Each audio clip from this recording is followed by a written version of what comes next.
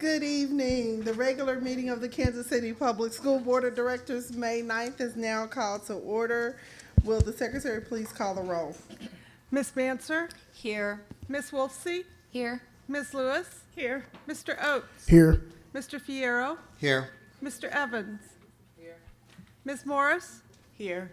Dr. Hartsfeld, Here. Ms. Robinson. Here. Is there any objection to the approval of the agenda for this evening? Seeing no objection, the agenda is approved. And now we would like to recognize Dr. Bedell we're going to talk about redistricting. And the chair recognizes Board Member John Fierro, who will introduce and discuss our guests and speak to the board on the redistricting process. Thank you, Madam Chair, and good evening to our guest and to my fellow colleagues on the board, as well as Dr. Bedell. So just to give you a little bit of background, those of you that were here a couple weeks ago, I had shared with you through the Government Relations Committee that we were engaged with the Kansas City Board of Elections on a redistricting process. And this particular process was a result of some legislation that was passed in 2013 that called for an election of the entire board in April of 2019. So right now, you see before you 9 elected board members. 6 of us represent subdistricts and 3 serve as at-large members. Next April, the general public will be asked to vote for a total of 7 new board members, and we will go to 5 subdistricts and 2 at-large members. To get us to the point of having a new map that would outline these new subdistricts, the Kansas City Board of Elections has hired 3 individuals to serve as consultants to manage the process. And we'll hear from them in a minute, but we have Matt Dameron. Matt, you want to go ahead and stand up? We have Melissa Hasley and Eddie Grime.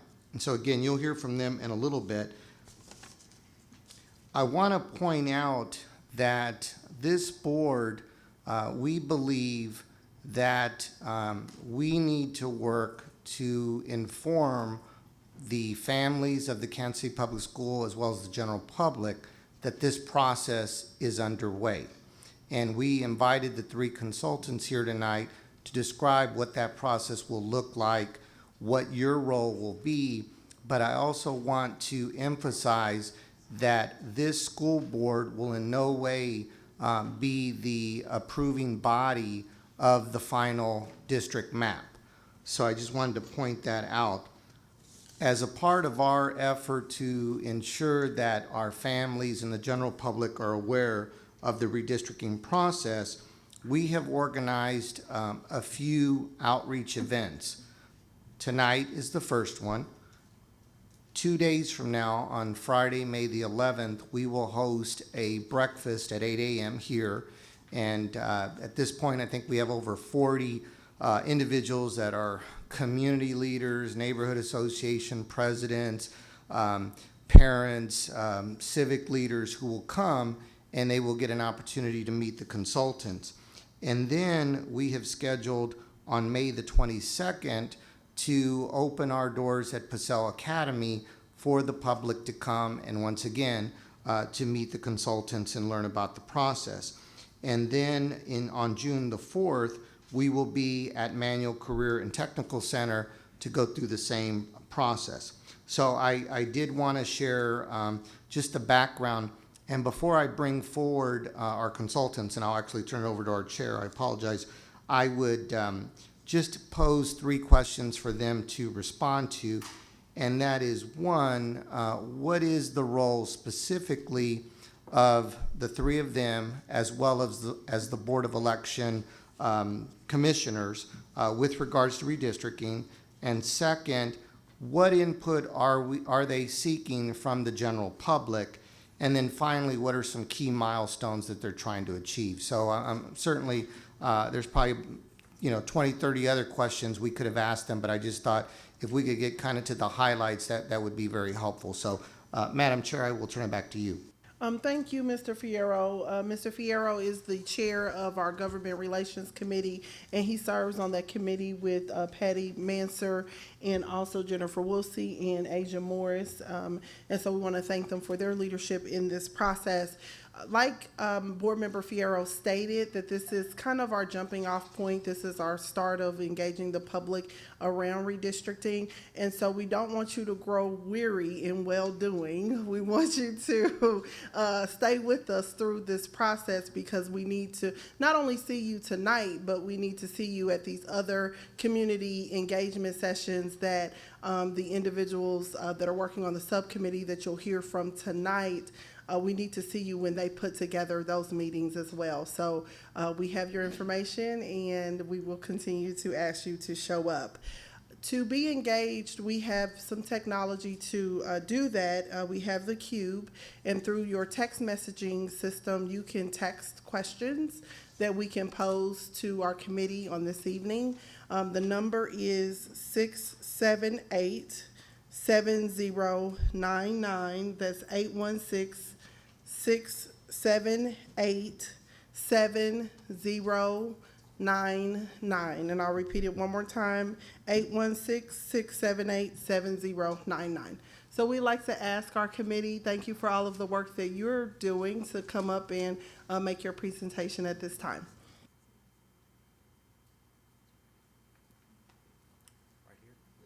Welcome. Well, thank you very much for having us. Again, my name is Eddie Grime, and I'm one of the 3 members of the committee.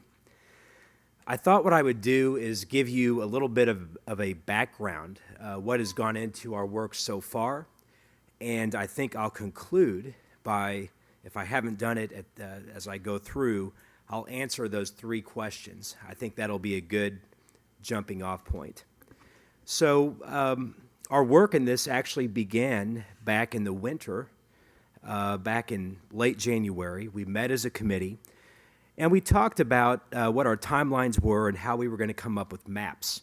You know, none of us are demographers. You know, we have professional expertise, but we don't have data ourselves. We don't draw maps. We don't have the software for it. And so we realized very quickly we'd have to rely upon the expertise of the city of Kansas City. They have an employee, Steve Lebofsky, who handles the maps. He's the map man at City Hall, and he has a wealth of demographic data, and he has special software that anybody who's been involved in redistricting or redistricting litigation, you know, very soon you get used to dealing with these, you know, hundreds of different versions of maps, and those become kind of the currency of the redistricting process. So Mr. Lebofsky very kindly met with us, and he explained to us what kind of data he had, what kind of detail he had, and we gave him some direction to come up with initial maps. We did that back on Valentine's Day, on February 14th. Within a few weeks, this takes a while, by the way, to go in and tease out the data and to draw just one map. He came up with a series of maps for us after that February the 14th meeting and sent those to us. I'll say for a second, maybe this is a good point to depart. You might wonder, what criteria are we even starting off with? You know, how do you go about tasking someone to draw maps? And in this case, in this matter, I think it was dictated by our special mission, which is to draw maps in a situation where we're going to be losing one district. So we are collapsing the 6 into 5. And what that actually did was it sort of supplied us with a rule for coming up with the different drafts of maps. So we basically just said, start with taking out District 1, and then try to keep the other districts sort of as they were, and show us the new 5-district map with District 1 gone. Then do that for 2, 3, 4, and we went through. That was our neutral criteria for collapsing this into 5 districts. So he did that. He did that. And we met with him again on March the 9th, again at City Hall.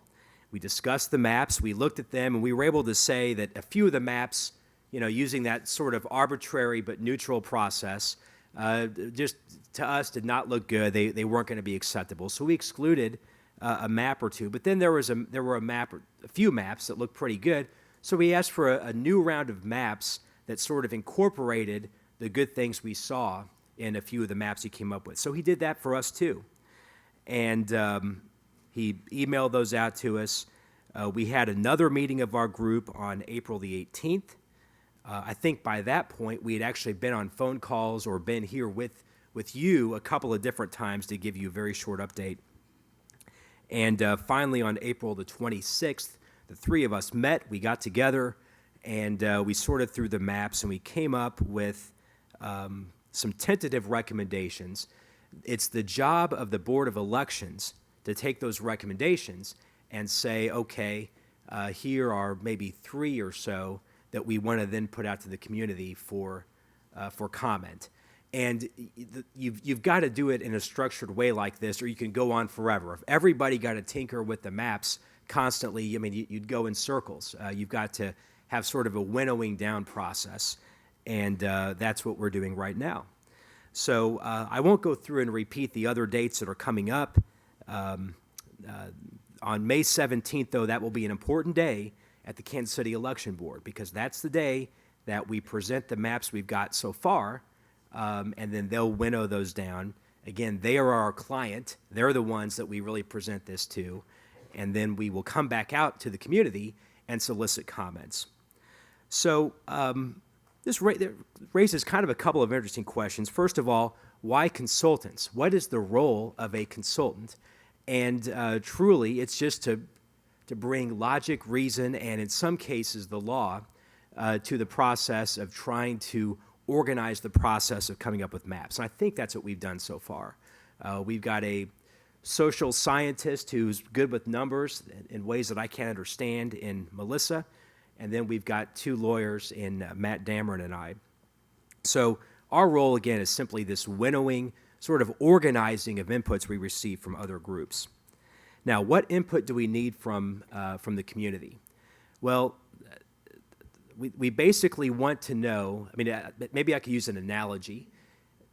Knowing what the law prohibits or allows and coming up with just some basic types of maps, that's just the bones. That's the bones of this process. But kind of adding the meat and muscle to it, that's all of the other permissible considerations that go into drawing maps. I mean, the law rules out very few things. Everything else is up to the community. So some examples are, factors that are important to people. So continuity in districts.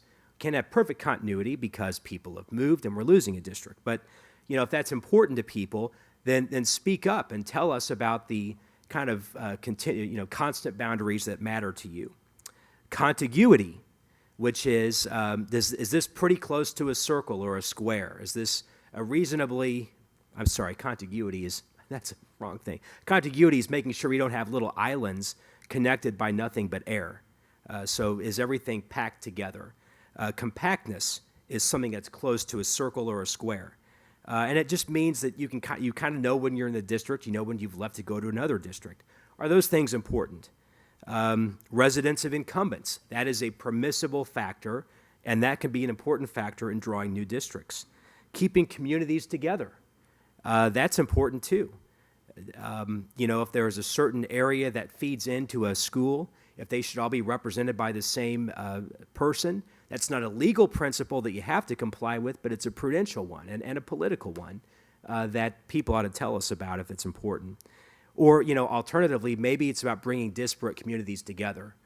Maybe it's about drawing districts that bring groups together that have not been together before. That's permissible as well. So those are all the factors that you should never trust just 1 or 2 people to come up with. You ought to open it up and get everyone's comments, and the best we can do is try to funnel those and focus them and convey them to the election board. The only other thing I'd say on the third question, which is key milestones, obviously May 17th is pretty important because that's when the election board's going to winnow us down to a couple of options. And then finally, the meetings in May and June will be key. There will be a Kansas City Election Board meeting in August, and of course, I don't have the date right in front of me here. That's when they're going to make the final decision. So those are the milestones, and I guess what I would say to everybody in the room is pay attention when those maps come out. Find where you live, and make your thoughts known at these meetings or by contacting the board. That's all I have. Thank you.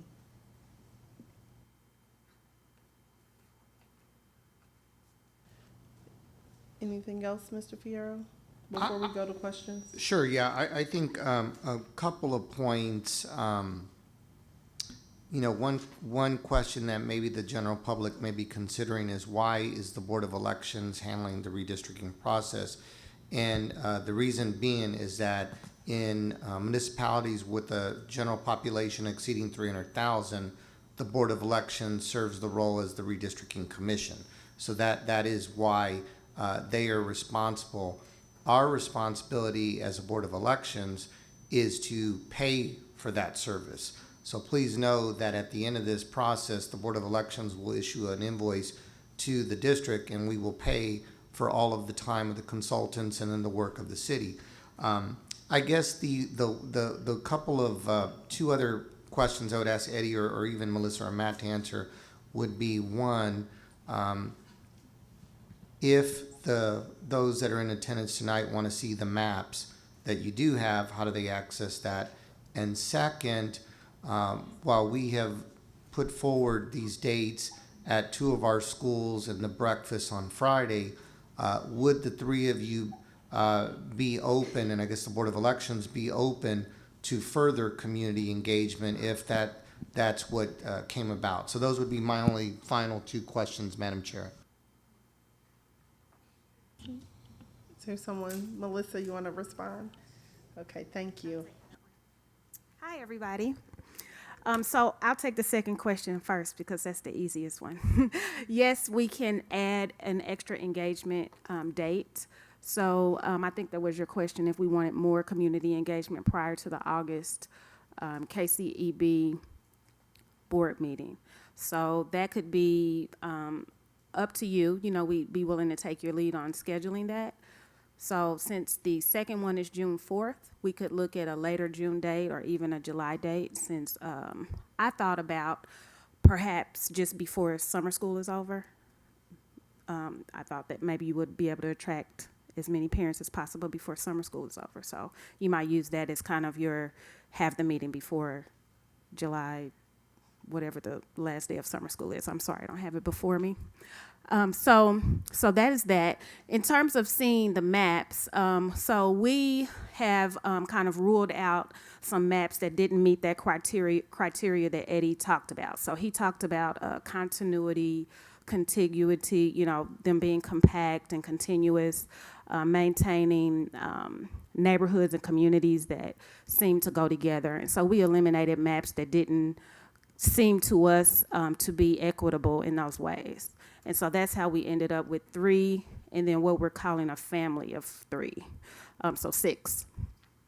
And in terms of showing you the maps today, we did have conversations with the Board of Elections, and since they are the commissioning authority for redistricting, we really need to have them say, these are maps that are appropriate to show to the community. And so that's why on the 17th are the dates that you will see those maps during that conversation. They're public records, so if you would like to access them, then you can, of course, contact KCEB to get copies of those maps, but they're not maps that the election board has said we should take to the public yet. And so that's why we didn't have them displayed here. And then you notice one of the directors is out of town, and you know there's just a lot of movement in terms of the Board of Elections, and so that's why they're not here right now. Does that make sense? I do have a follow-up to that regarding the maps. Is that something that we can display on our website so that people are ready and prepared to testify on the 17th if they would like to come and give voice? Because we really need to see those if we're going to speak to those, if the community at large. I think that, and correct me if I'm wrong, but I think that would be appropriate. That is something that the commissioning authority, redistricting authority would need to say, but I don't anticipate that they wouldn't be willing to display those. Okay. Board Member Manser? So that was certainly one of my questions, because I think it'd be difficult for the community to testify on May 17th if we're not able to see the maps. And so one of my other questions is, I'm on the KC Election Board website right now. Where on the website currently would I find information about the redistricting process and how to access information and how to provide comments regarding the process and the maps? On this site would that information be located as well? Where would the information about these upcoming events be located? Hi, good evening, Matt Dameron. Frankly, I don't know that it's on the election board website yet.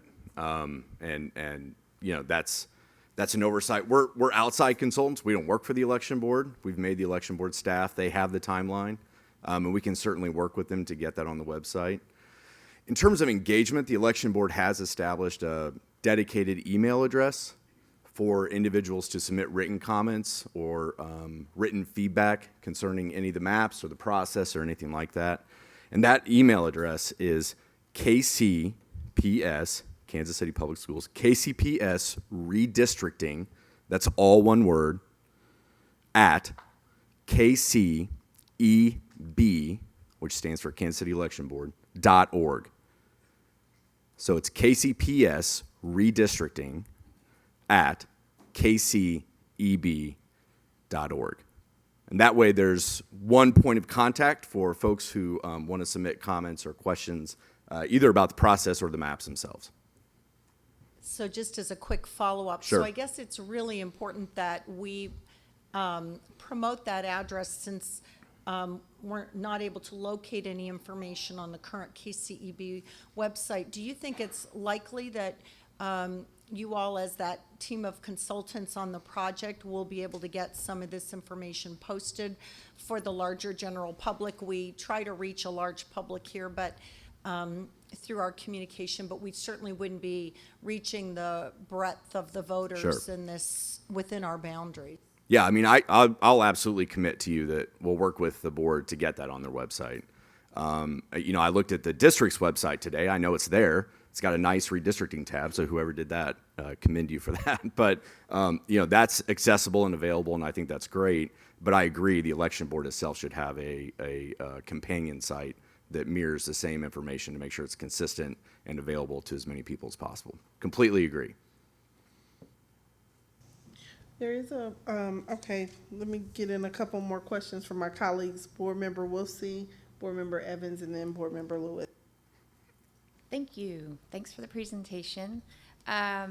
So kind of to the email address, are we then going to have also in that same spot on your website, and apparently we'll probably pick that up here too, once the maps are, you use the word winnowed down, those would be published as well, so that, because people need to see the maps. Any questions I assume you will be asking or presenting to people during the community engagement sessions. I'm thinking mostly because we've done so many community engagements around many topics. Typically, we do have a large number of people that weigh in outside of actually attending meetings, and, Right. and that's mainly, I mean, parents, and we have a lot of polls on our time at this point, and as well as the community does. And so just making sure that that is as community friendly as possible by putting everything at their fingertips that they would possibly get if they were attending one of the meetings. I would hope that that would be there. I wasn't clear, I just wanted to ask a clarifying question around, is it my understanding that you as the consultants are actually going to make recommendations on the winnowing, or the winnowing actually happens at the KCEB board level? The winnowing happens at the Kansas City Election Board level. They are the policymakers, they're the decision makers. I view our role, and I don't speak for Melissa or Eddie, but I view our role as running a process, and that's it. And I don't view my role as advocating for or against maps. I don't view my role as telling the election board that, hey, these are good maps or these are bad maps. In my view, our job is to run a process that's transparent. So to your point about having as much information available as possible, absolutely, we want to do that. And to having a process and running a process that's orderly, and that gives stakeholders and parents as much opportunity to weigh in on the maps as possible. But, you know, I don't look at the 6 maps and think, okay, this is a good map, and this is what I'm going to advocate for and recommend. And I don't think there's going to be any report from the 3 of us that says these are the maps we recommend. My view is that we submit them without comment. And when we forwarded those 6 maps to the election board, that's exactly what we did. We provided no commentary. We provide no background, anything like that, because really the statute vests the election board with the authority to do that. And we are hired and we're here for sort of a community engagement and process facilitation, and that's it.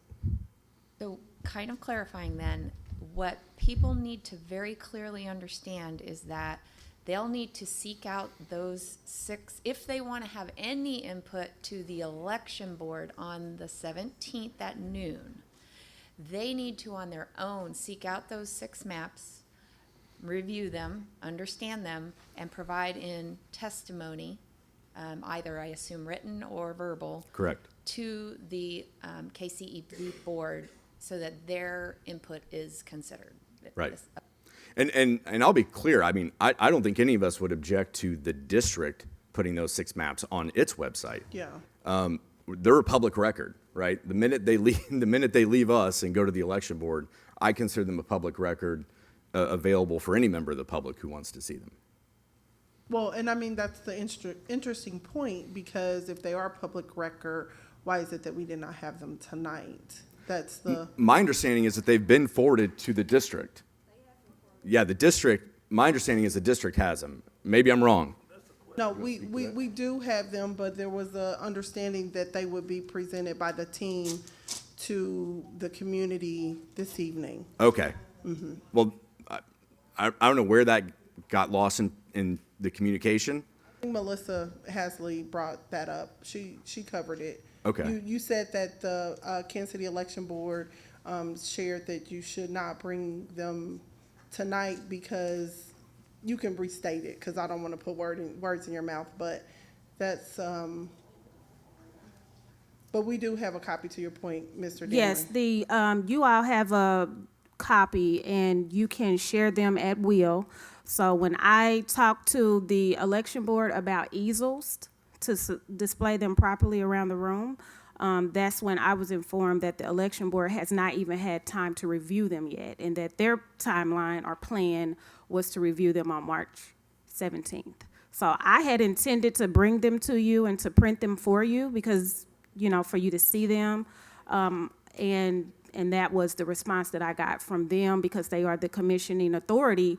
I acquiesced. So I don't think that it's, first of all, I want to say, this is not I hear some clapping and groaning, and I get it. So I do want to say this is not an instance where we're not trying to show you something. I think from my point of view, I wanted to be respectful of the process and giving the election board an opportunity to say, well, these maps are not even appropriate to show.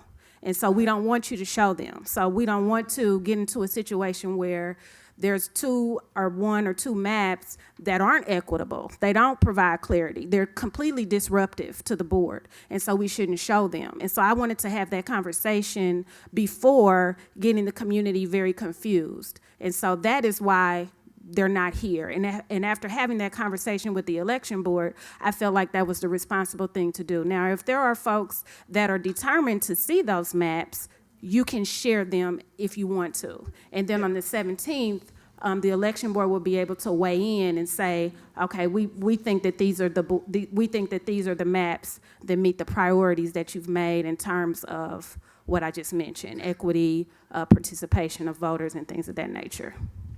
Thank you so much, and thank you for clarifying that we can share those through our different outlets. So, okay, Board Member Lewis. And please bear with me on this, because a few thoughts. Number one, I'm a little bit concerned of us sharing things outside of what's recommended by the process. KC Election Board, but I'm even more concerned with the May 17th date being so close if we're not ready. So there may need to be some consideration for adjusting that. Okay. I'm even more concerned that I'm wondering if I understood your colleague to say that you're running a process. I understood that one of the goals is to get as much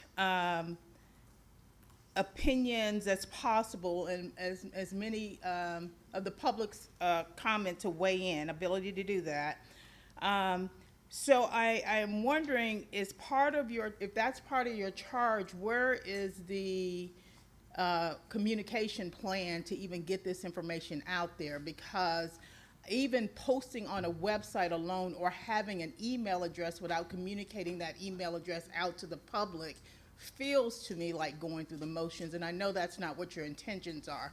So I would, if it's part of what you're being paid to do by the district beyond just drawing maps, I would love to see what is the communication plan. Are we putting it in newspapers? Are we, because even if we don't hold any of these meetings, I would imagine that the burden to get the public input would fall into what you're asked to be, you're contracted to do. Is that correct?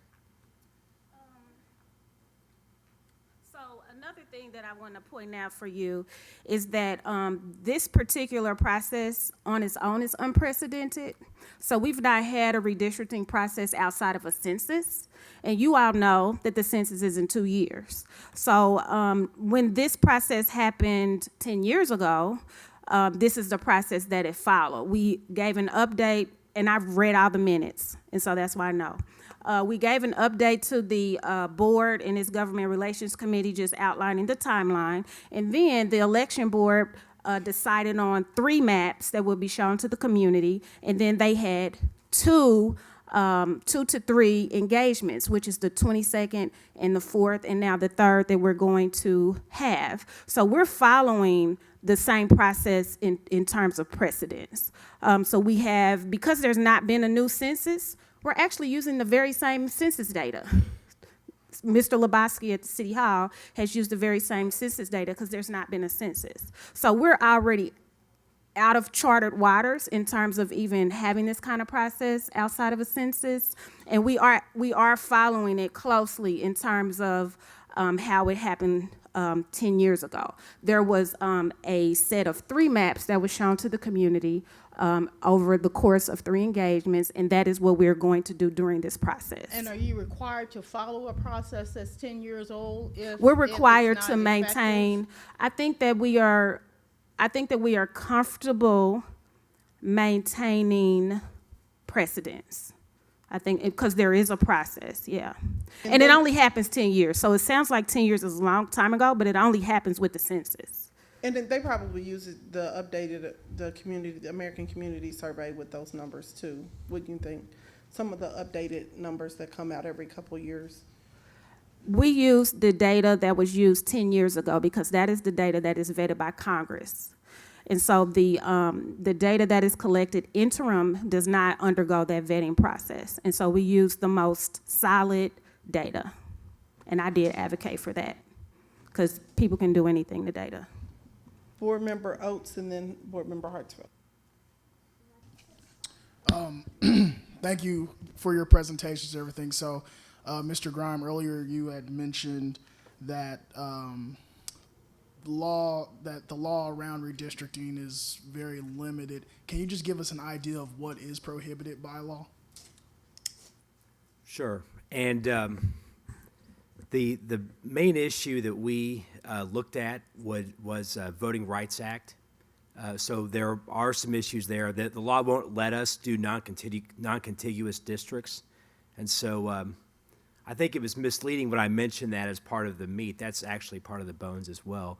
So we cannot have an island of one part of the city with an island somewhere else and say, well, you're in the same district together. So those are the main issues. I mean, it's, districting other things tends to bring in more legal issues, but really here we've got kind of a broad slate that we can use. So understanding the process, you guys, the KCEB board will sometime over the next week approve three or so maps to be revealed to the public. Now, I know that we have got a copy that my understanding was to keep it embargoed, but on those copies there was not any sub districts. there was not any sub districts that were listed on those maps. Numbered sub districts, and so I would think that's a very important part that the community should be able to understand, especially with our first cycle being that some will be 2, some will be 4. In order to give complete public comment, I would think that would be something that's important. What's your expectation around when the public would be able to know what are the new sub districts 1 through 5? Well, on the issue of the numbering, that's because of the way the law is written. Assigning numbers actually has great meaning because it matters in terms of who has a shortened term and when the elections happen. I understand that the council for the board and the school board and the election board have already written to each other back and forth on that, and I leave it to those two sets of attorneys. I don't think we're going to wade in, but I would think that that's a factor. I mean, that's as important as where the lines are. And so I would think that the proposals that come out, I mean, to the extent we're consulting and they ask us for our opinion, I mean, my own opinion will be you should go ahead and make clear what the numbers are for the districts under the maps. And, perhaps comment may come in on what the numbers should be. So once they propound these maps on the 17th, people may say, okay, I like the map, but, shift all the numbers one number clockwise, and that's the map I really want. Well, those could be comments people could bring up. It's not a legal issue. It's purely a political issue of the type that people could be commenting on. So just understanding what you said, in theory, the board could decide not to establish district numbers until after all public comments been made. I don't know. I have to defer to the board on that. I don't know. I defer to the as the two lawyers have written back and forth on that. Sure. I think they're asking for comments on that. I mean, I think that would be something important for you guys in your public engagement to know and answer to, because that is something that will become an issue in your public comment. And so I think if I were a consultant for a client, I would hope that they would not leave me high and dry out there to take bullets for them if they don't know. Well, we don't. I'll tell you, we don't view it that way. But I will say this: I think it's an important reminder I think the point was made. It helps to go out with maybe questions or things to provoke thought and comment from the people that come. We probably ought to mention that and say, don't just look at the lines, think about the numbers, and then that'll provoke comments. If people care about the numbers because they realize that it affects the election timing, then they'll know and they'll be able to comment on it. It'll be up to the election board to what extent they want to take that into account. Member Hartsfield? Yes, I'm confused. If I'm understanding, the bill comes back to us, that $30,000 or $35,000 for the consultant work. But you say you don't represent us. You're overseeing a process that's been done before. Tonight, we had people coming with an expectation to learn some information so that they would be equipped to make comments on the 17th. They don't have the maps to do that. I'm extremely confused. I went on the site. I don't see how we're being serviced. But we're paying. Nobody here can go back, and maybe you understand out there more than I'm understanding. But a decision's going to be made on the 17th. as a board who has fiduciary responsibility of every cent we have and every cent we need, I don't feel too good. I need some more answers. Well, all I can really say is I can repeat what my colleagues have said here. I mean, that is an issue for the election board.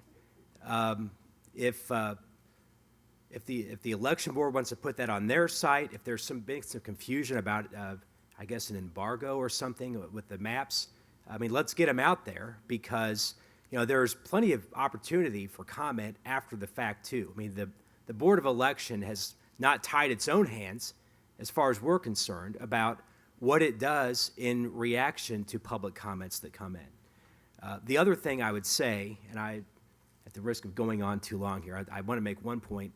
One organizational problem you have with coming up with maps, when you don't have a discrete, it's not like a multiple choice test where you mark off A, B, C, and then D is the answer. You have sort of an infinite number of decisions. And so you have to have some sort of an organized process so that the public's preferences aren't scattered among so many different proposals and ideas that you can't make sense of it.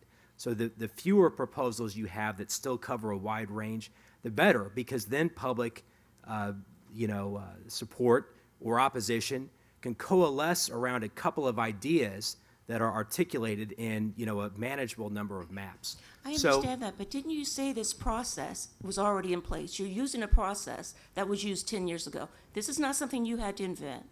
The maps is not something you had to do. You had to tell them. So once again, I understand that, but this is not a new process. I'm still not seeing the deliverable. That's what I'm missing. Right. Even Well, with an old process, I need something. I'm missing the deliverable. sure. I think if I understand correctly here, I'm learning a little bit as I'm listening. It sounds like the issue is the maps that have been prepared that the election board doesn't have yet. People wanted them for this meeting. I mean, it's pretty obvious from the commentary back here and from what people are saying. I think the simple solution is to ask the election board, and I hope I'm not out ahead of my co-colleagues here, my co-consultants. I mean, the fix is to ask the election board, is there any problem with making these known to the public, because the public may want to weigh in on the winnowing process itself, on stage one. There's nothing wrong with that. Is that what we're paying you for? Well, remember, there are two parts of this, okay? The first part is going through and taking a map and the idea that you've got to reduce it by one into actual alternatives, okay? And making sure that when we do that, we don't propose things that are outlandish or that aren't going to be good for the public. The next thing is for the public to say, okay, I've got 3, 4, 5, however many options, and based on lots of political factors that we're not going to guess at, to weigh in. And so, I don't know, I hope I've answered your question, but I think the simple thing is we just need to get these out there if people really feel strongly that they want to make comments at the March 17th meeting. Okay, in this order, we have, sir, yes. Madam Chair, thanks. Absolutely. Dr. Harsfield, to your point too, I mean, I don't think any of us are here tonight saying this is absolutely, unquestionably the process. This is the process we previewed for the Governmental Affairs Committee twice before tonight. This is our third time interacting with the board. But let's be clear. I mean, if the concern is the members of the community don't have enough time to process and discuss and consider the maps before May 17th, and if it's the recommendation of this board that we ask the election board to delay their consideration, we can take that back to them. And we're happy to communicate that back to them. Board Member Lewis, to your point about the communication plan, I mean, if what we're telling you isn't enough, part of the reason we're here tonight is to get feedback, get your thoughts, get input. If there are routes of communication to stakeholders and parents for the district that you think we need to employ that aren't contemplated by the plan right now, tell us. That's why we're here. Wait 1 second. I am going to allow our chair, Fierro, to jump in, although it's out of order, and I'll come back to you, Mr. Evans. My apologies. Thanks, Madam Chair. First of all, Matt, I just want to correct one point that you made about the communication between you all and the Government Relations Committee. It was our understanding that you guys were going to bring maps. Yeah, and I apologize for So that. no problem. Yes. The second thing, I think, to your, just kind of how you left it, what I'm hearing from my colleagues is yes. I think the right decision and our recommendation to you to tell on our behalf to the Board of Elections is that they move this decision to dwindle the maps down to 3 from May 17th, at least 30 days forward. Then that way, between the two bodies, we can share these maps out into the community. You've already shared the email of how they can give their input. So I think that is what is the right thing to do. So I just wanted to point that out, Madam Chair, and maybe I'm out of line in doing that. I do want to give board members outside of, an opportunity to object to that. I think that there was consensus at some point, but if there is no objection in moving forward with Mr. Fierro's recommendation to move it, to recommend to the KCEB to move it 30 days. What is our expectation during those 30 days? I think our expectation would be that at least within a week from today, that the Kansas City Election Board would get these maps out to the public. I know that you said we can distribute those. I think the one key thing, and we've talked about this, what sometimes seems a little odd is that we are the customer paying for a service, but in many cases, we're delivering the service. And so I would just ask you to share that with the election board. You know, our staff have contributed a lot of time in posting or organizing the breakfast for tomorrow, issuing press releases, working with the media to inform them of this process, organizing the subsequent meetings at the schools. And obviously, these are expenses we're having to incur in addition to the bill that we're going to get from the Kansas City Election Board. So again, I think just asking them to demonstrate a little bit more or a lot more initiative that they are responsible for the process, so they need to own it, and they need to be out here communicating with the public. I mean, certainly we want to help, but we shouldn't be doing all of the legwork. All right, does that satisfy your question, Mr. Oates? Okay, it seems like there's no objection, and so we'll let that recommendation. Yes, go ahead. Well, I'm a bit concerned, but so let me just say this piece. I mean, by us requesting the 30 days and now them reacting to the 30 days and now us saying we expect the maps to be out to people, we're kind of taking over and designing the process. If anything, it's because I'm curious to say, if we had no opposition at all, what was your expectation as far as when maps would be ready, good maps? Because I get and I appreciate not getting maps out there that aren't viable. So I'm wondering, when was your timeline to have viable maps out to the public in order for that May 17 meeting to happen? So I don't want you all of a sudden reacting to things we've asked of, and now we have the burden of that process working. Yeah, I think there may have been some misunderstanding about whether the maps should or should not be available or are not available. I mean, it's been my position, my personal position, that the maps are public records and... Okay, I'm sorry, you may have misunderstood me. You all have a process that you're running to make this happen and happen with the most possible public input. Right. Based on that process, what was your date to have maps, viable maps, out to the public in order for this May 17th date to be an acceptable window to you all? So speaking for myself, I I think... need you to speak for the... May 17th. Right. I mean, So the maps, I need you Will to, be distributed by the election board at the May 17th date. We take them to the community on the 22nd. This meeting was originally supposed to be an update to you about our timeline. We didn't anticipate even really having maps, but we did have them early, not the 3. And so, you know, we were supposed to tell you about this timeline. So the community was supposed to be engaged on the 22nd with 3 maps that were appropriate. And if the community for some reason was like, this is completely out of line and inappropriate, then we would have to go from there.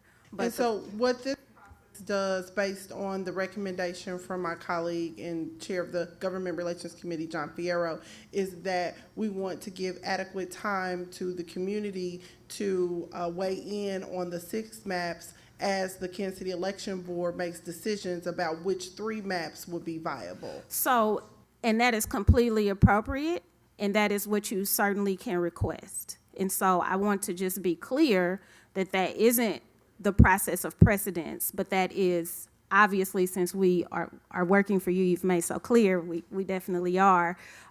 You definitely can request that. But so the reason why you don't see all 6 of them now that haven't been narrowed to the 3 is because that's not the process of precedence. That's the only reason. And so we can most certainly, if you wish to have all 6 of them shown, Mr. Fierro, we can make that happen. And Mr. Fierro, if you could state that in the form of a motion, so even though that this wasn't a business item, so I'm a little concerned about the directions, but if you could state that in a motion, the recommendation, so it's official, and then we can make a decision on that. We have lots of questions from the audience regarding the process, so I want to get to those 2, but we do have also 4 board members who have additional questions. So, and then if you have comments about the motion, you can make them at that point. Okay, can you state the motion, sir? Yes, and bear with me here. So I would make a motion that this board direct the 3 consultants to request of the Kansas City Board of Elections that the meeting to dwindle the maps from 6 to 3 be postponed from May 17th for 30 days. And in between that time, that the Board of Election be required to distribute said maps or make them available to the general public. Second. Is there any debate? Okay, Ms. Lewis? and I don't know if this, you redirect me if this is not, It has to be germane to the motion. well, it is kind of. Okay, great, wonderful. It deals with the maps that we do, sorry, it may not. Thank you. Mr. Oates? Debate, if you want clarifying questions, most certainly you can ask clarifying questions. Just trying to move the meeting along, sir. Dr. Hasley, earlier you had mentioned how you had gone through the previous minutes from the 2010 process. Yeah. So what was the nature of this first meeting, the testify at noon, when the maps were released? Was there a response to the maps at that time? I'm just trying to understand, like, what type of testimony could happen at that meeting if the map was just released at that point. If you can give me an idea of the nature. Yeah, from what I gather is the consultants narrowed, the consultants together with the election board presented 3 maps to the public. And then they had a couple of engagements with the public and allowed them to view the maps. And they gave input in terms of which maps they thought were appropriate. So the meeting where the maps were made present that was not a public engagement meeting. That was just a release of the maps. I mean, The 3 maps. the meeting in the 2010. Yeah, they were They were held at high schools, Paseo High I School. think They he's were. talking No, I'm about talking about the original one. who Oh. dwindled it from 6 to 3 previously. Was it a public hearing? So I don't know if they started with 6. I know that the consultants together with the election board presented 3.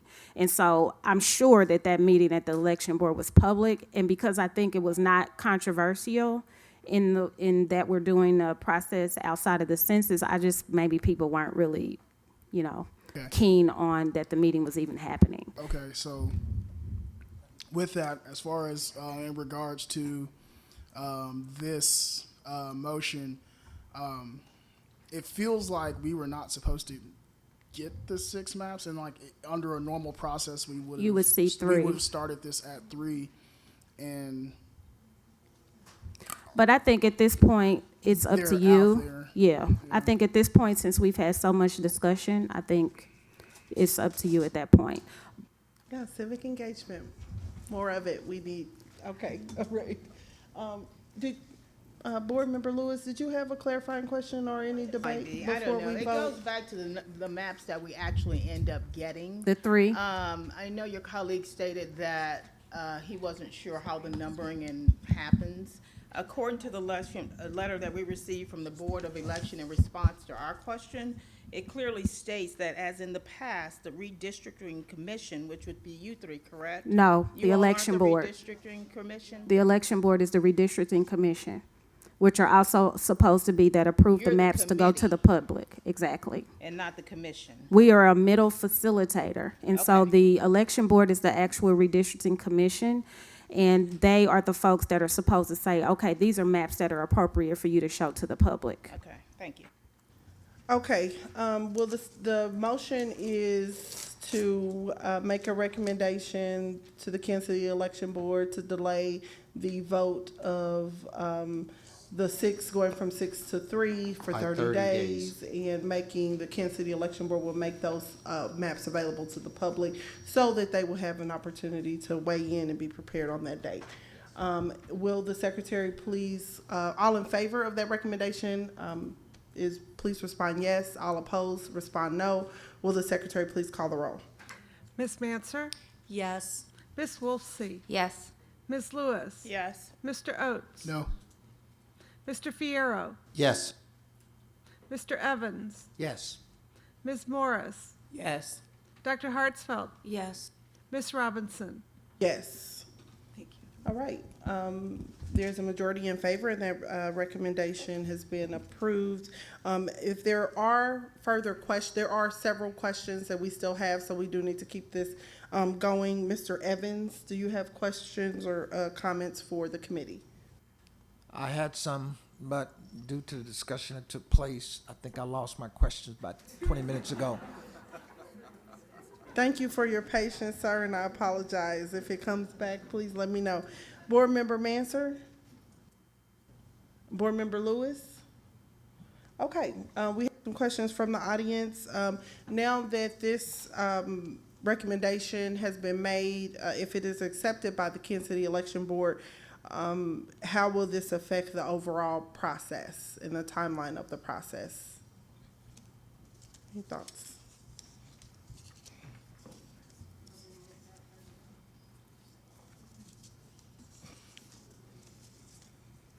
Yeah, I mean, we haven't had a chance to discuss it, but Come on, Matt, you're good. we just caucused and we have a great response.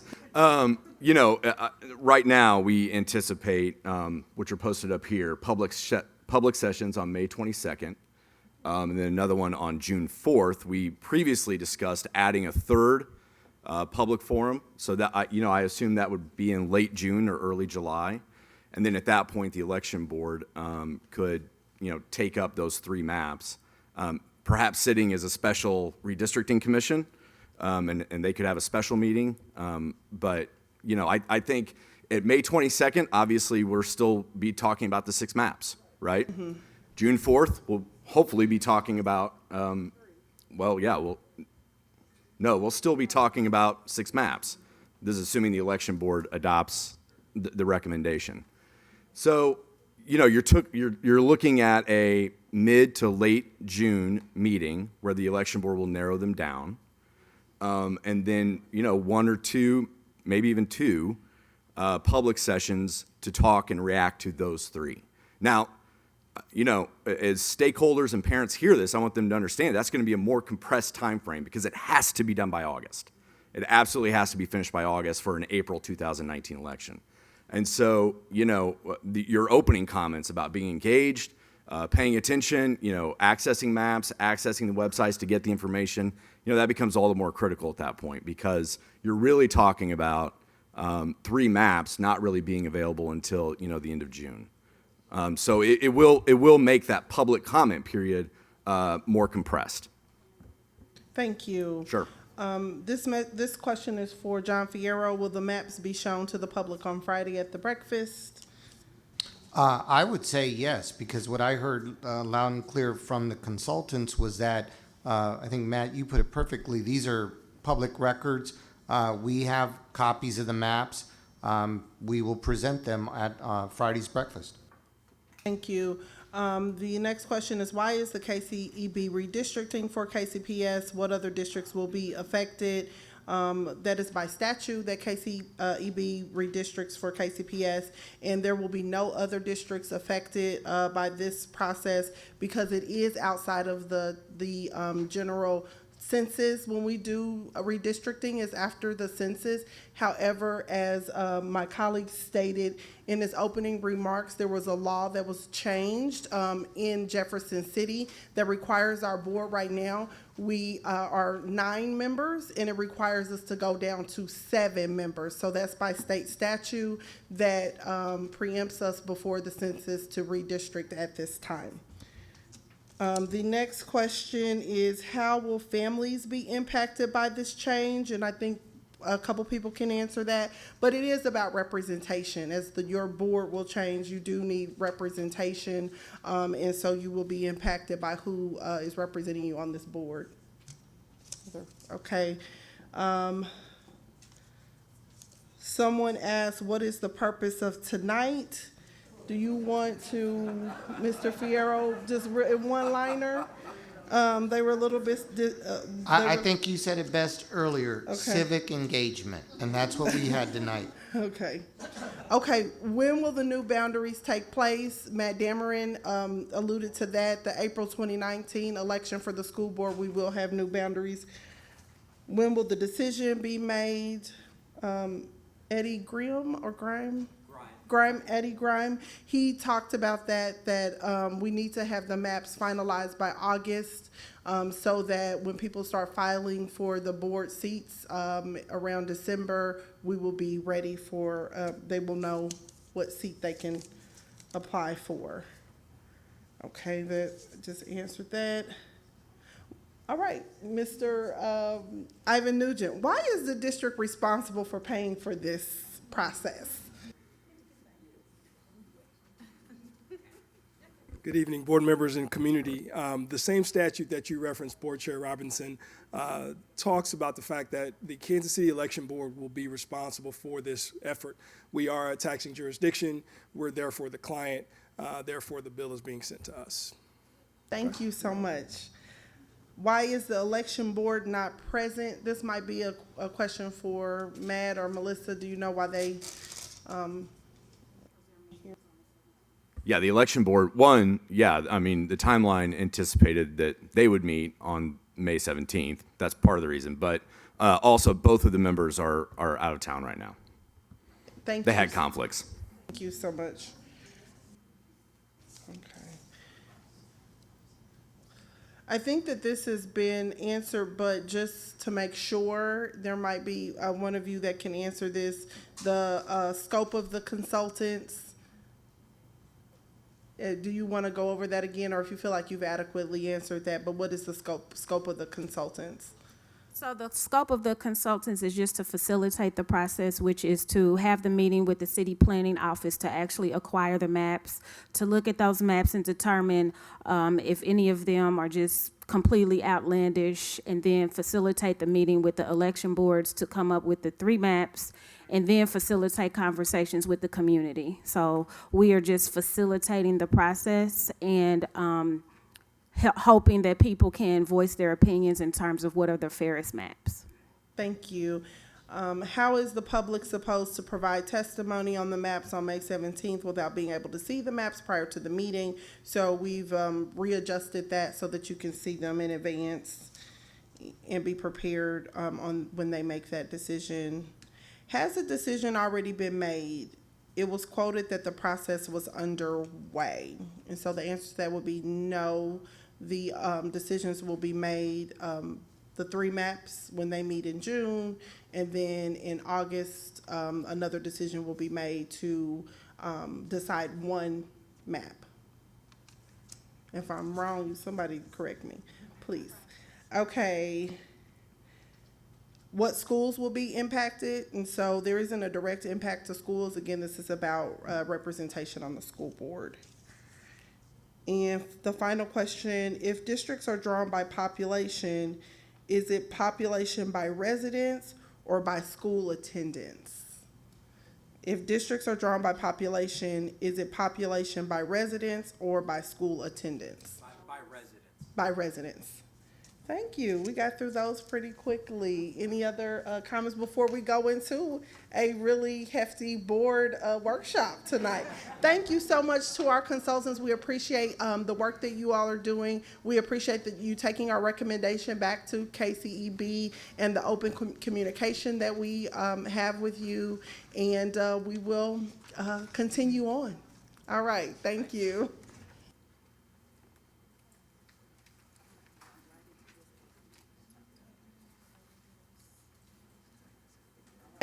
Moving down our agenda, the board chair recognizes Dr. Bedell to present our monthly board workshop. Thank you, Madam Chair. At this time, we will have our board monitoring workshop on board policies 1.1, 1.2, 1.3. At this time, I would ask Dr. Jermaine Wilson, who's our Director of Counseling and Support Services, to come up to introduce the report on a program that we're bringing to the school district called AVID.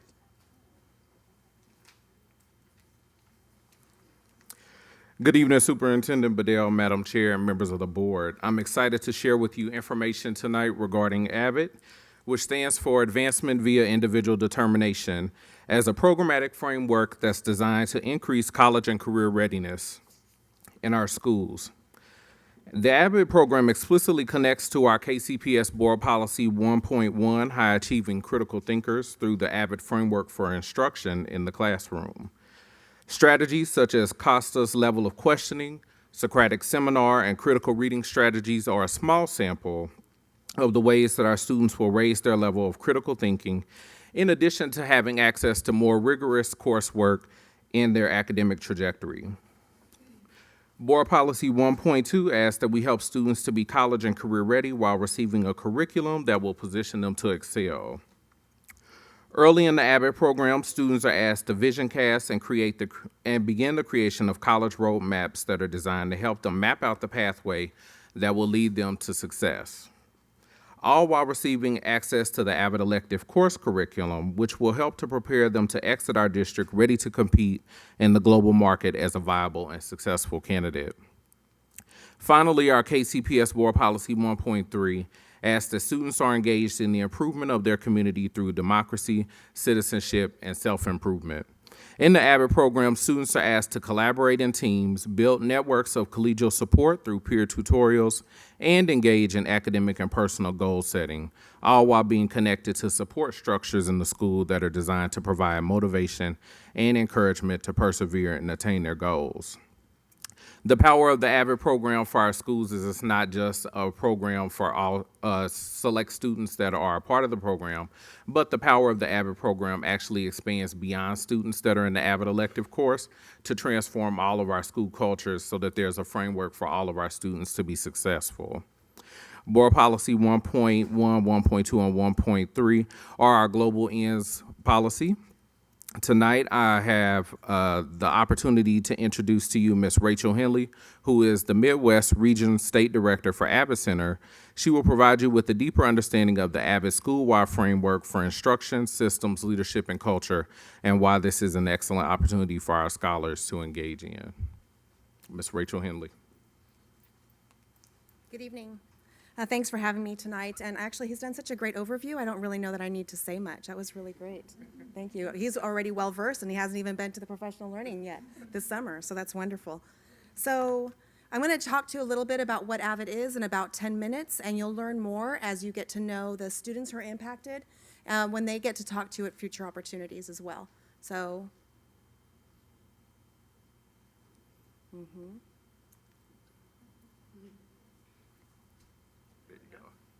Oh, yay. All right, so just briefly by the numbers, we started in 1980. AVID was started with one teacher in one classroom during desegregation in California. And there were students who were coming into the area that had not been there before and were not exposed to these rigorous courses. And in order to make sure that the students were prepared, she knew that she had to teach them how to play the school game. So we have had over 37 years of supporting students and educators. So what happens is we build a relationship between the educators and the students to help make sure that students are college and career ready. We have AVID in 45 states right now, and we have over 6,200 students, schools using the AVID system, and over 70,000 educators have been trained. We have also we are serving annually right now 2 million students across the country.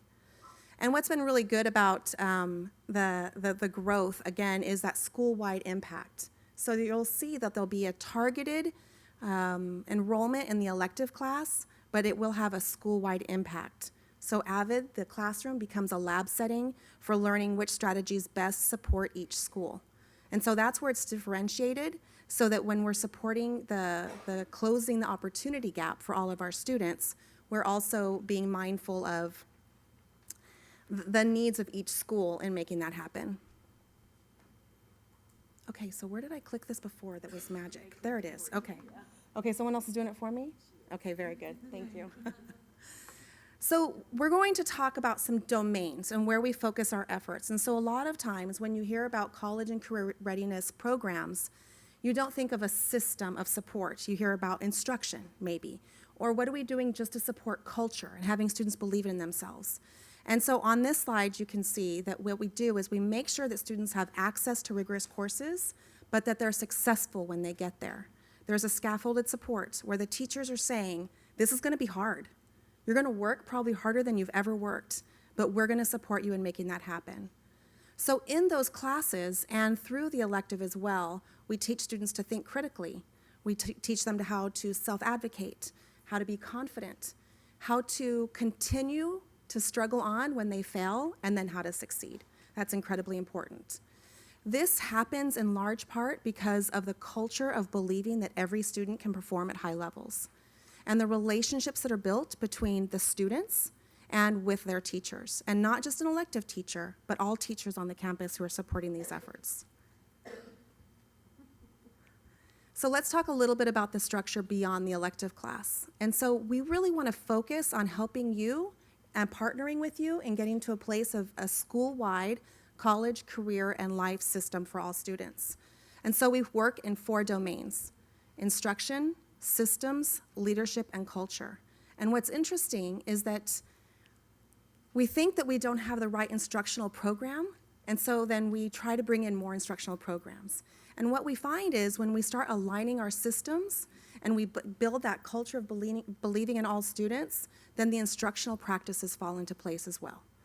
So instruction, you'll see here, the focus is really that idea of building in those strategies, making sure that we have the 21st century skills, and that students in the AVID elective are getting that intensive support system that is then replicated throughout the school with a variety of teachers.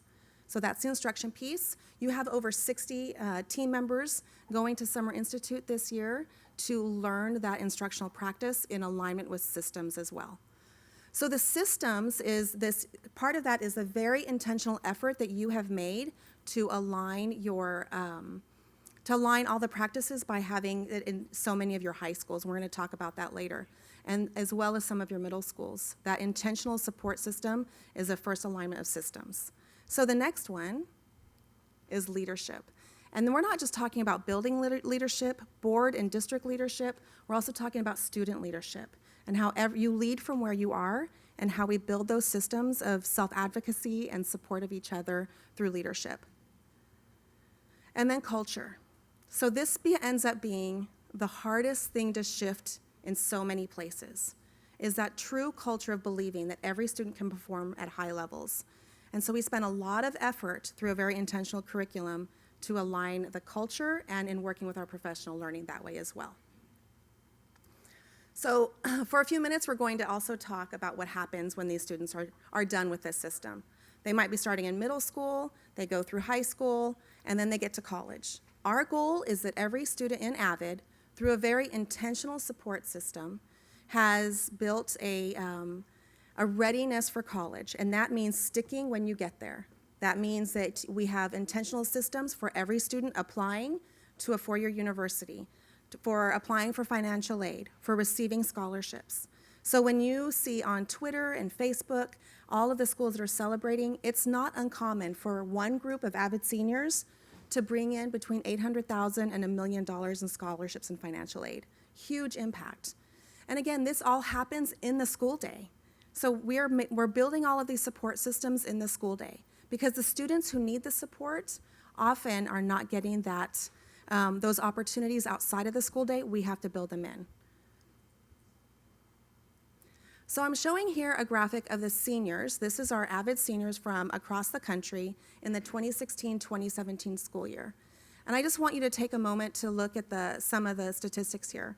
So if we look at the students who are on free and reduced lunch, when we talk about students who are graduating from high school ready for college, this is a group who traditionally and across our country are not being served in that environment. And also if you can look at the demographics of that as well. You'll notice also that the GPA is a 3.3 average, which is an increase for more students. And you're going to hear, this is also students who are taking more rigorous courses than they've ever taken. So take a moment with this graphic. Nationally, 78% of our students persist into college, persist beyond their first year, only 78%. With AVID, these are students who might not have gone to college at all, who are persisting at a rate way above the national average. And you can see the demographic groups here that are impacted as well, all above the national average.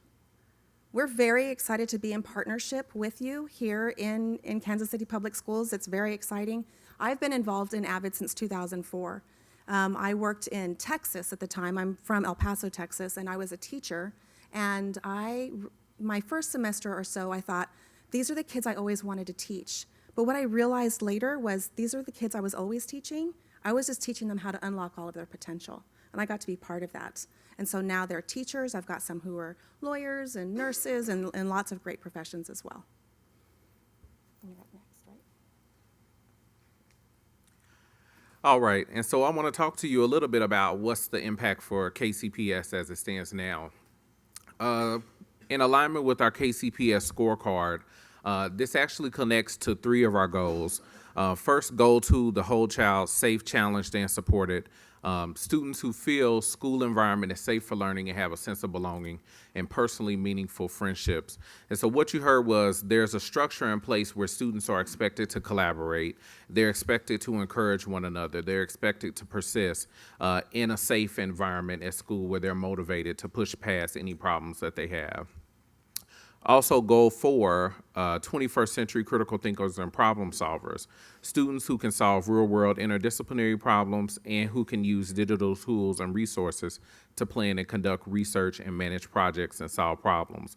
One of the powerful things about the AVID program is that students are not only expected to be in those challenging and rigorous courses, but they're also expected to take on the role in a peer tutorial structure where they're actually collaborating and helping each other to problem solve through issues that they might be experiencing. And then finally, goal 5, the readiness for college, career, and life. Students who've completed courses, activities, and experience based on their college or career plan, and increasing our 4-year high school graduation rates and decreasing our 4-year high school dropout rates. And so what we've done, we've been out at schools recruiting in our high schools and in our middle schools. Next year, we will have the AVID program in 5 of our high schools, which you see represented. And we've asked each of our schools to start off with 2 sections just because of the first year of the program, and one to make sure that we are implementing it well so that students can be served. What you'll see is the student interest in AVID, and those are students that have submitted applications and expressed interest.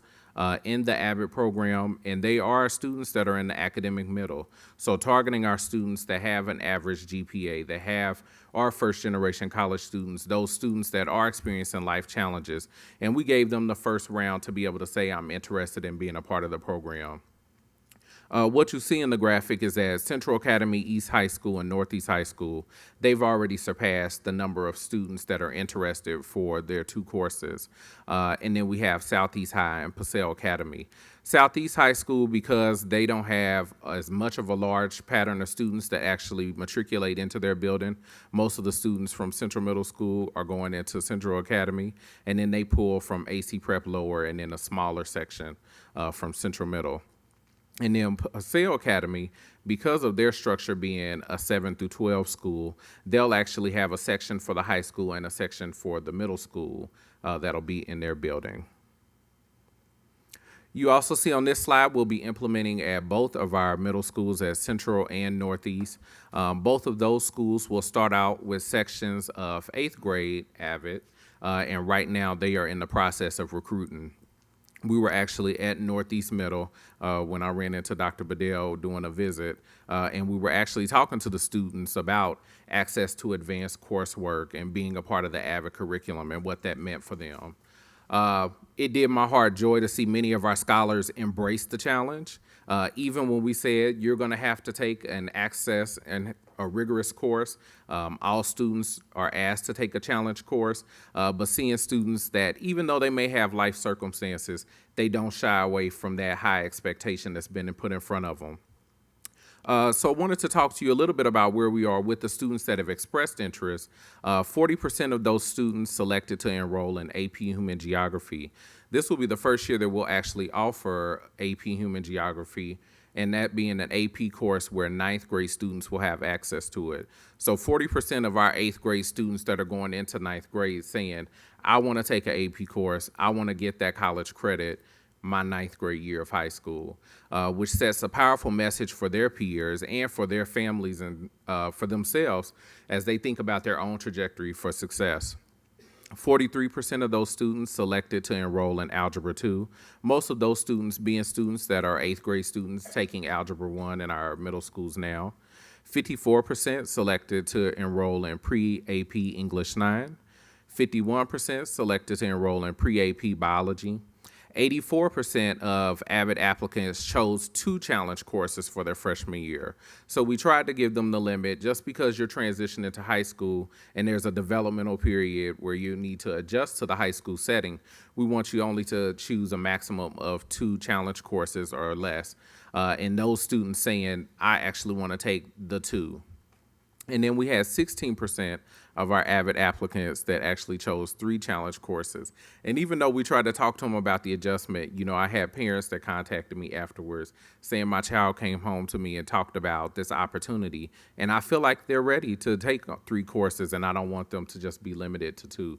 And so, of course, we're excited about those students that have entered saying, I want half of my high school schedule to be these pre-AP or challenge rigorous courses that we are offering them when they go to high school. Board Member Manser? Thank you. Thank you for this overview. So when the students are enrolling in these courses, that course section will be made up wholly of AVID students. Is that correct? No, they'll actually, or the AVID elective or the challenge course. Well, like when you talk about the challenge course, like the AP Human Geography, Yes. will that be wholly made up of AVID students? No, or- there'll be a mixture of students that have selected to be an AVID, and then also students that may have opted and said, I don't really feel like I need the support, but I still want to take the challenge course. Okay, and a follow-up question. I see that, it looks like Park Hill School District is using AVID, and so I'm wondering what other school districts in the metro area are currently using the AVID program? So I can give you a brief list of the ones. I can say that Independence is coming on this year, Liberty, Lee Summit, North Kansas City. We have Olathe, Park Hill, as you mentioned, Blue Valley. We've got a huge, it's growing all the time. I think this is going to be very influential for other districts as well. When you make it work here and with the intentional efforts that have already been put into place, it's going to continue to spread. And actually, there have been people from this district that have visited some of the schools in North Kansas City and been partnering and talking with others. It's a great collaborative network between educators as well.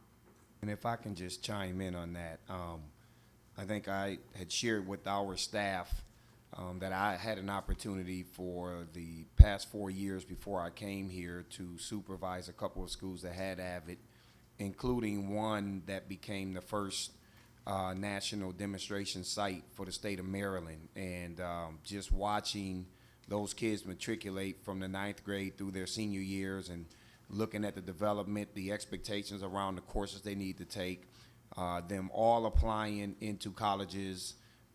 100% of those students applied, and then the scholarship money that was obtained. And these were students who came from families where they were going to, in most cases, be the first one in their family to attend college. And I think that, you know, for us, this is important. This is a big part of our strategic plan. We have to try to figure out how we can bring in programs that simply make sense, that are proven, that's going to help us to break the cycles that exist in a lot of our urban school districts. And so we're extremely excited about this, and most importantly, how it aligns with the strategic plan and the scorecard that we're going to be held accountable to meeting those goals. Board Member Oates. Thank you for the presentation. My question is for Ms. Henley. There were some very good numbers in here, and I thought this looks like a very interesting program that will be implemented in our schools. Two-part question. Number one, I always think it's important that our organization is able to implement the program with true fidelity. Is that your assessment of where we are at KCPS?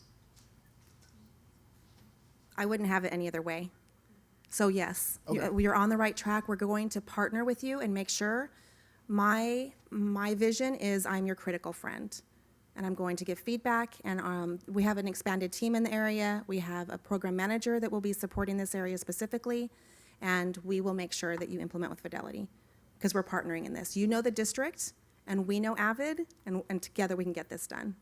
And then part two would just be, how soon do you normally see, I guess, evidence of impact of AVID? Like, at what point do you guys say, hey, see the impact that we're having in this organization? So annually, you will submit data, and then we encourage the sites to be analyzing the trends in that data, and we do assist with that. As with any initiative, it really takes 3 to 5 years to start seeing a major impact in your data, but you'll see anecdotal data very quickly. So the students within the first year, right now they're very confident. The numbers that you were given for the enrollment in those advanced courses, that gave me chills. That's amazing that they're already feeling we can do this, and now you're telling us we have the right support systems in place to make it happen. That's impactful. There's going to be a struggle in that freshman year. There just is. That's just the way it is. But they will persist and have a support system, and you'll hear them, and hopefully you visit the schools and you talk with them. We always need guest speakers there, so that's something to consider. But then you can hear very quickly that they're really becoming scholars, true scholars who are in charge of their own learning and confident about that. And if I can just chime in, part of the reason why AP Human Geography was one of the courses that I shared with our staff that we needed to add is because it is a 9th grade course. It's a reasonable AP course to introduce students into who may have not even had any experience from a pre-AP standpoint. And so giving kids an opportunity to realize that there is a possibility that I can actually take more rigorous classes. And I think we heard a lot of that in the student town hall meeting at Central, where kids were just saying that the expectations need to be revved up for us because we can do more. These kids will rise to that occasion, and I think it's incumbent upon us to really change our mindset around how we see kids show up and what we think they can or cannot do. And so I do agree that ultimately we're going to put you in this position, but then we're going to support you and help you understand that it's okay. You're going to fall sometimes, you're going to fail possibly, but you're going to learn from that and be stronger because of that. And so we don't want kids to opt out. when things get tough, because I think that's a culture that has plagued a lot of school systems around the country. Board Member Wolfson? Thank you for the presentation. I just have a couple of really simple questions. So how are, and I did step out for a second, so if you answered these, I apologize. How are students identified for this program? Do they self-identify, or are they encouraged by either teachers or counselors? It's a combination. So we look at data, and I know that's what happened here, to check to see where your academic middle was. So the students who are enrolling in these classes are not students who would have without the encouragement and the support. And so then they also have to agree. So there is a contractual approach to this. They have to agree, their teachers have to agree, their parents have to agree, because when it gets tough, they have to stay committed to that course. And so there are the advanced placement, more rigorous courses, but there you referred to an elective. So what is that? Is that a separate course that is helping them to work through the persistence and some of the other, like the skills that they need to be successful in these more rigorous courses? Yes, so there is curriculum there to help them learn how to feel like they are peers with students who have always been in advanced courses. So it's an environment of just avid students, and you'll hear them talk about themselves as an avid family. I would prefer to say team, because in a team we don't allow dysfunction. We all have to keep going and keep working, and people are accountable to their role. But they really do see that emotional and social support network helping them academically as well. And it's a nice balance to having advanced courses where they're infused with students who have already been in those courses. So they're able to be in an environment where they're seeing, okay, so Johnny always gets an A. What is it that Johnny's always doing that makes him succeed in this environment? Because very rarely is it intelligence. It's opportunity, and it's knowing how to navigate the systems. So I was very happy to hear that these are not AVID exclusive advanced courses as well. Absolutely, ma'am. It's just that last part, I just want to ask Dr. Bedell and maybe Dr. Wilson, how will parents become aware that we are now going to have AVID in their schools? As a parent myself, this sounds really exciting, but I'd want to know about it so that I could maybe encourage my child to advocate to be in something like that. Absolutely. And so students that have selected that they are going to be interested in being AVID students and want to take on the challenge, all of those students, when we finish course enrollment, they will actually get letters that will go out to their parents. We're also planning before school to have an event where we're able to bring all of the AVID students and their families together. And then on our website, on the college and career component, we'll actually have a section that'll be devoted just to AVID. So over time, we'll continue to push it out, and then we'll see students in the school community that will begin to hear about it and want to become a part.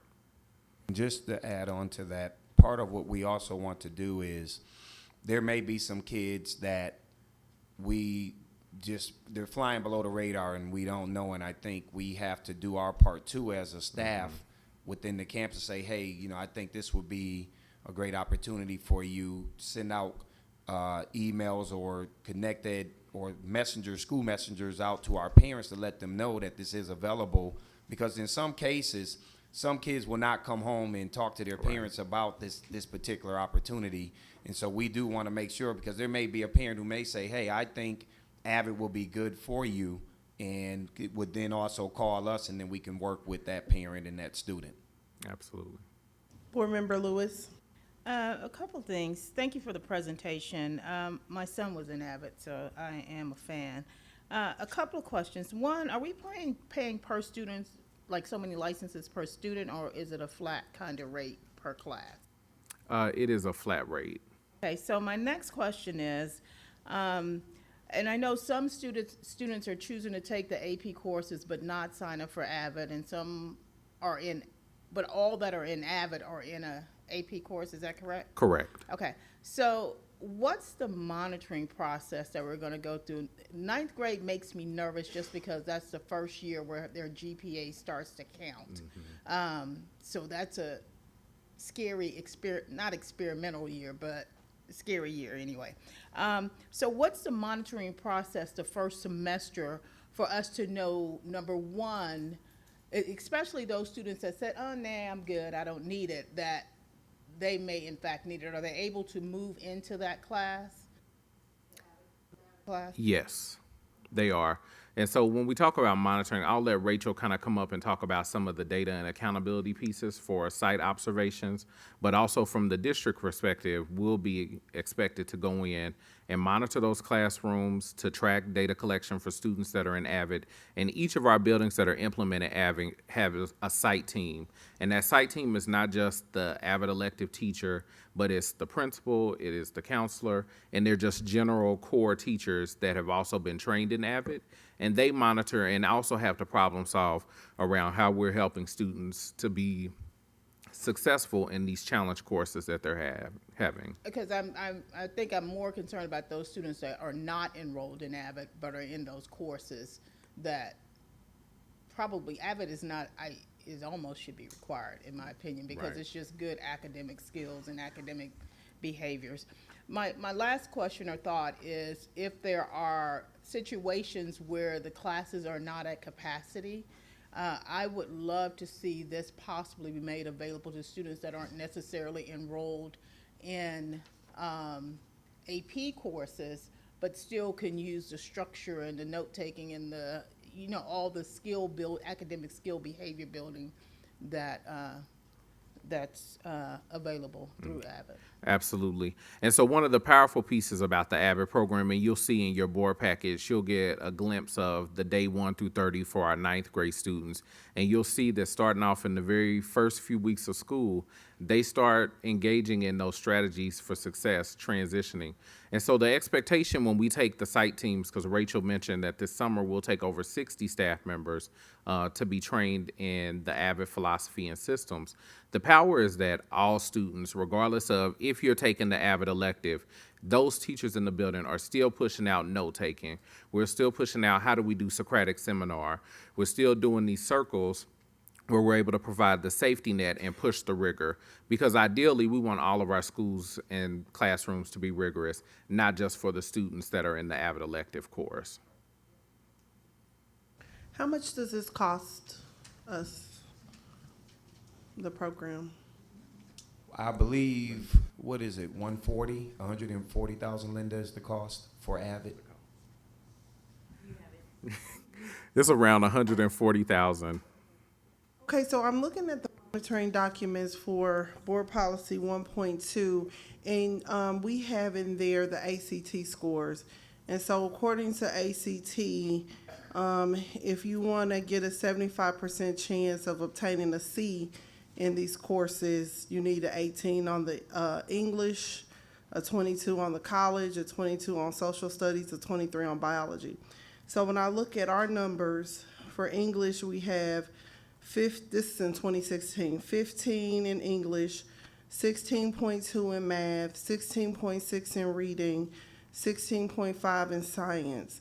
So by employing this program, how are our numbers going to change? Have we done predictive modeling around how our ACT scores are going to change so that our kids are doing better and being more successful when they go to college based on the ACT standards? I don't think we've done any predictive modeling for the program and how it will impact ACT, but I can say that because each of our site teams have those content teachers and content leads that are going, the expectation is that a science teacher that goes, they're going to bring back the specific AVID strategies that pertain to science classrooms.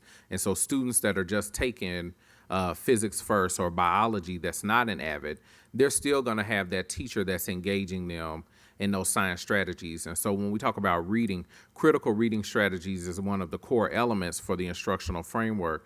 And so all of our students that are taking English courses will have access to those critical reading strategies.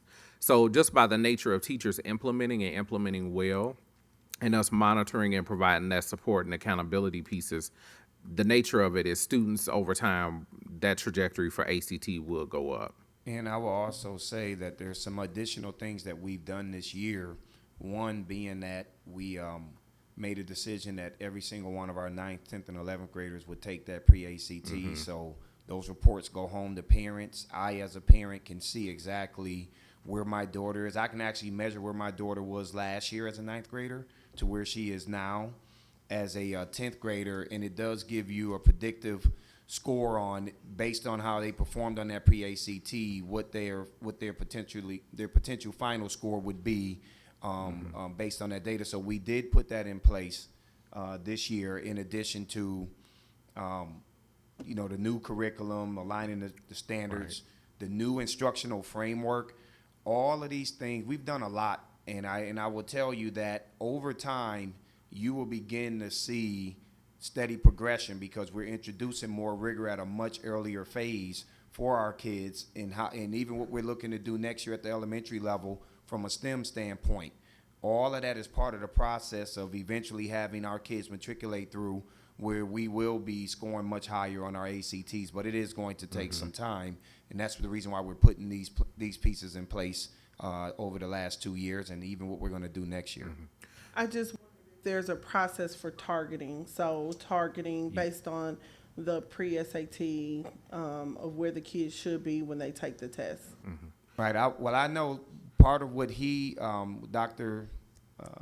Wilson stated, when I go and do school visits, I just pop up. And that day I saw him, I popped up at Northeast High School to do a visit. He came in, I said, "What's going on?" He said, "I'm about to meet with students in the auditorium." I said, "Well, can I come in? Because I would love to talk to these students too." These are 8th graders that are getting ready to move to high school. We had already pulled them based on data that we've pulled that shows that these kids have potential. They have AP potential. We met with all of those kids and said, our expectation for you moving into whatever high school you move to, whether that's Northeast or East next year, is that, we want you to be prepared to take an advanced placement course that will help you to be stronger as you matriculate through. And I believe you did that at each of our middle schools as we're beginning to look at transitioning. So I don't know if that's answering your question. But, Yeah, absolutely. I mean, we're doing those things to make sure that we don't want to put kids in a situation where they're going to drown. Right. Because you want to make sure that you're very intentional that kids can handle the rigor, and then for those who can't, we'll provide the support. And for some, it may not necessarily mean that you need to take an AP class right away, but you may need to take a pre-AP class before you take on that AP class. Right. And another piece, Dr. Shepard's not here tonight, but she's, really pushed on us within the new instructional framework to have database decisions about what kind of interventions and safety nets we put in place for kids. And so the pre-ACT is one of those indicators that we'll use when we think about who a math interventionist pulls at the high school. Because we have some students where math may be high for them, but reading may be the area that's low. And so by the nature of that, the reading interventionists will be able to provide some targeted safety net supports for them in our schools. We want to say thank you to Dr. Shepard for joining us via Skype. She's been was she here? attentively listening.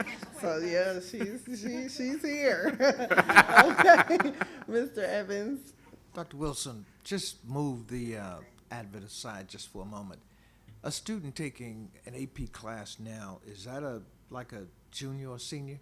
Yes, at most of our high schools, they're juniors and seniors. Okay, what is the purpose of them taking that AP class now? The purpose of them taking the AP class now as a junior or senior, most of those students are trying to obtain the score that would be necessary for them to earn college credit for that course. Okay, move the advert back into place. As a freshman, if they take that class, would that also count toward that AP credit? Absolutely.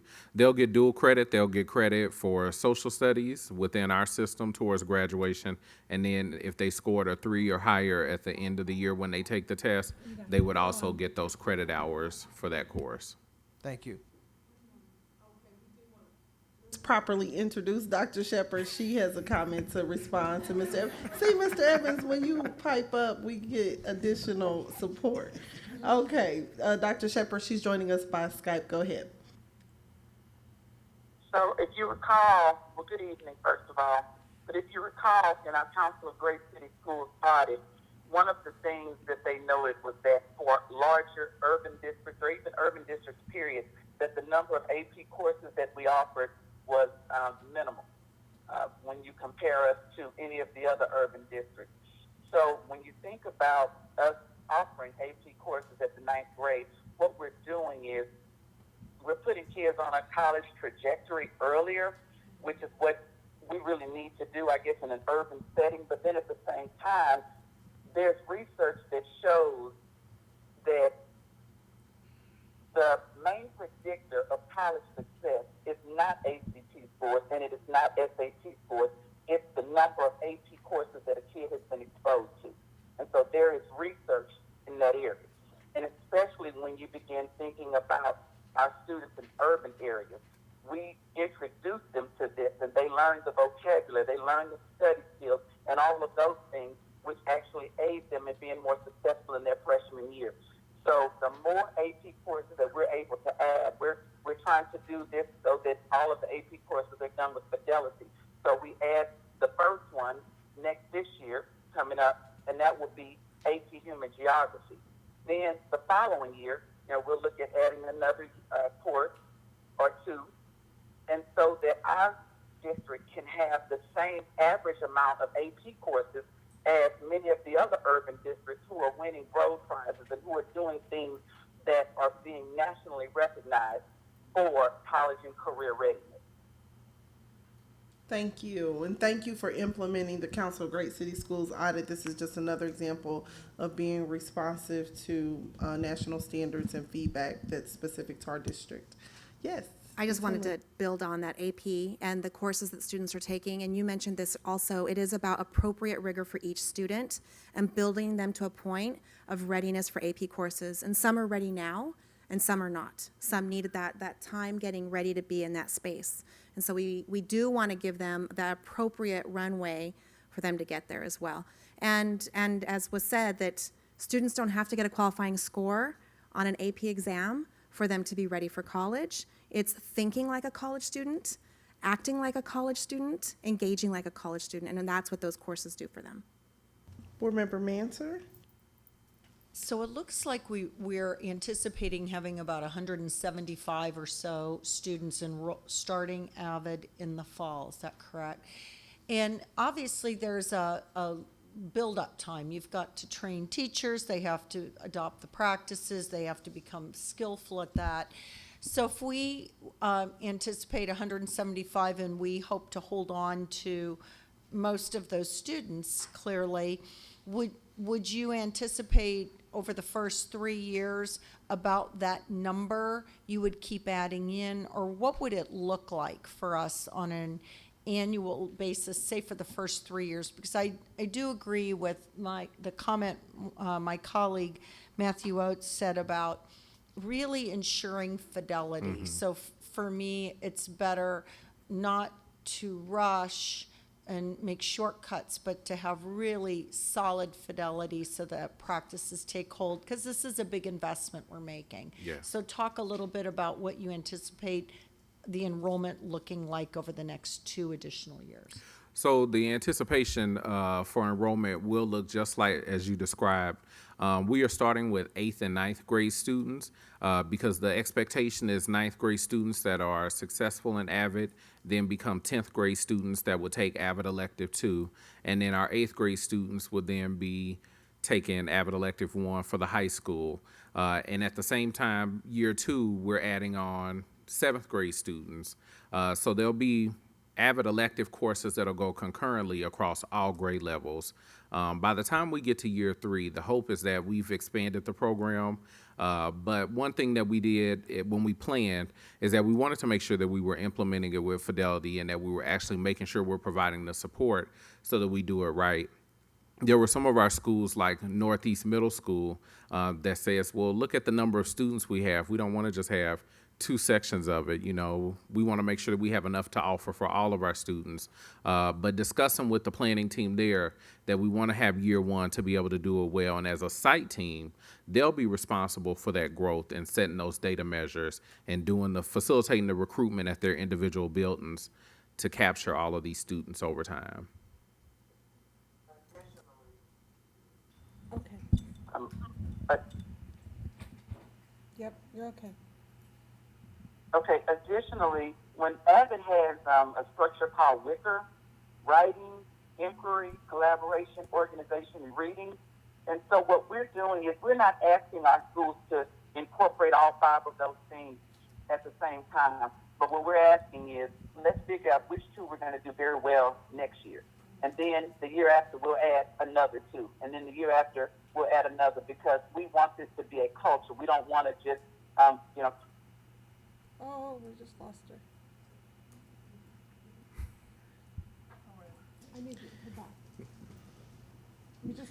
We'll add any comments she has to the Friday report. Wonderful. Any other? No, I think we're good. I did want to say this. Thank you, Dr. Wilson. Really appreciate it. Thank you also for coming to present to our board and our community. Just to wrap up this portion before we move to this next item. Yesterday, I had an opportunity to attend our commencement ceremonies for 6 students. We started this middle college that's held on the Penn Valley campus. We started this back in February, sometime in March. We were able to find 22 students between the ages of 17 to 24 that had dropped out of school. What I learned yesterday in talking with those students, because it was actually my first time, I went there to visit once and couldn't find where they were. Went to the wrong floor, so I decided to go visit another school.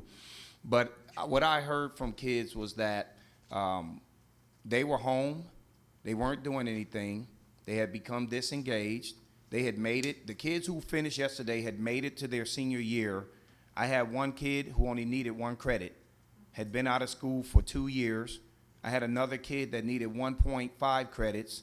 That kid was actually an ECA student and ended up dropping out and now will be enrolling into UMKC. And the other kids, the other 5 that I met yesterday, they're all moving into Penn Valley now to start working on their associates, and they all named what their majors were. And these were people who otherwise would not have earned their high school diplomas had it not been for this program.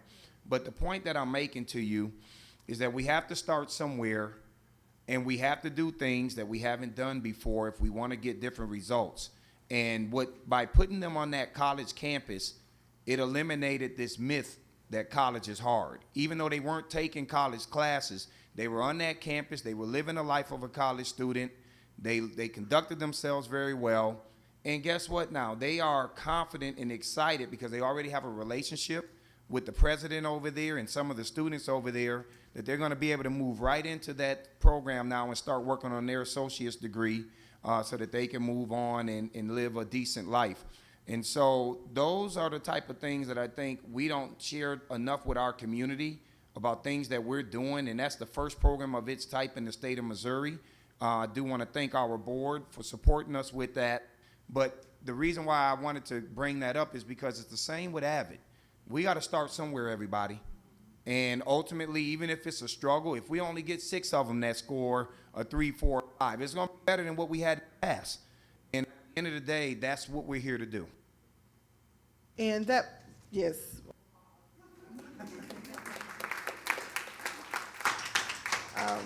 I got a chance to see that on social media, and that was just phenomenal to see that KCPS changed the trajectory for 6 kids, their future, just phenomenal. So thank you for the workshop presentation. We do have a regular business item regarding early release days for the 185-day calendar.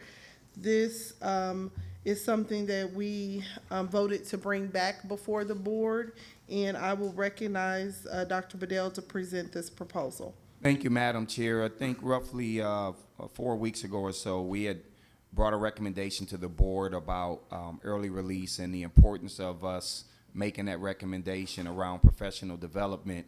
The board at that time felt that there was some more questions that needed to be answered because, quite frankly, we learned that day that Link would not be available to fill in for the early release, and that kind of changed things. So we did go back out and submitted surveys and did it in different forms so that we could try to get more input from our community around, our parents in particular, around their thoughts on this. And so I wanted Mr. Reynolds here to present to you the latest updates, and then I will read off my points of that I'm trying to make here around why it is important that we do move forward with asking the board to allow us to offer early release for professional development. So, Michael. Good evening. I'm going to provide a brief update of our second survey regarding the early release initiative designed to incorporate more professional development time into the regular school day for our professional staff.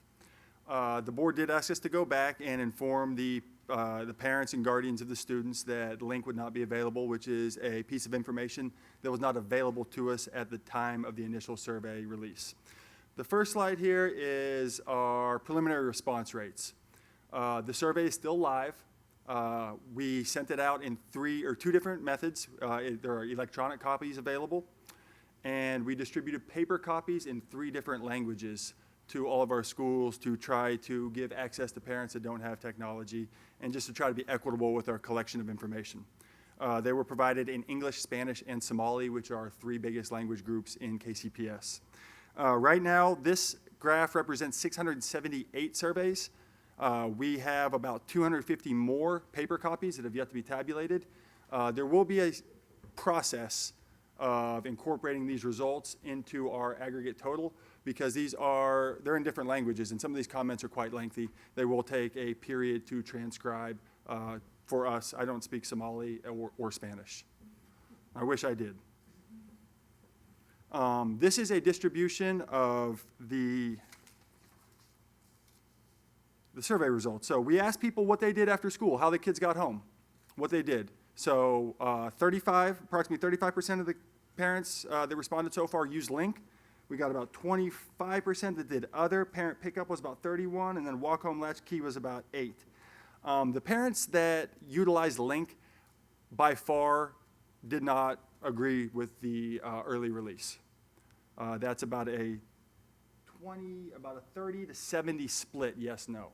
Everybody else was about 65% or above that they agreed with our position of early release to incorporate additional PD. This is some historical data that the board did ask us to dig up, and we did dig it up. The 2 green bars, SY07 and SY08, are years in the past where we historically had early release on Wednesdays for professional development. What you see here is really no difference from year over year over year from attendance rates on Wednesdays.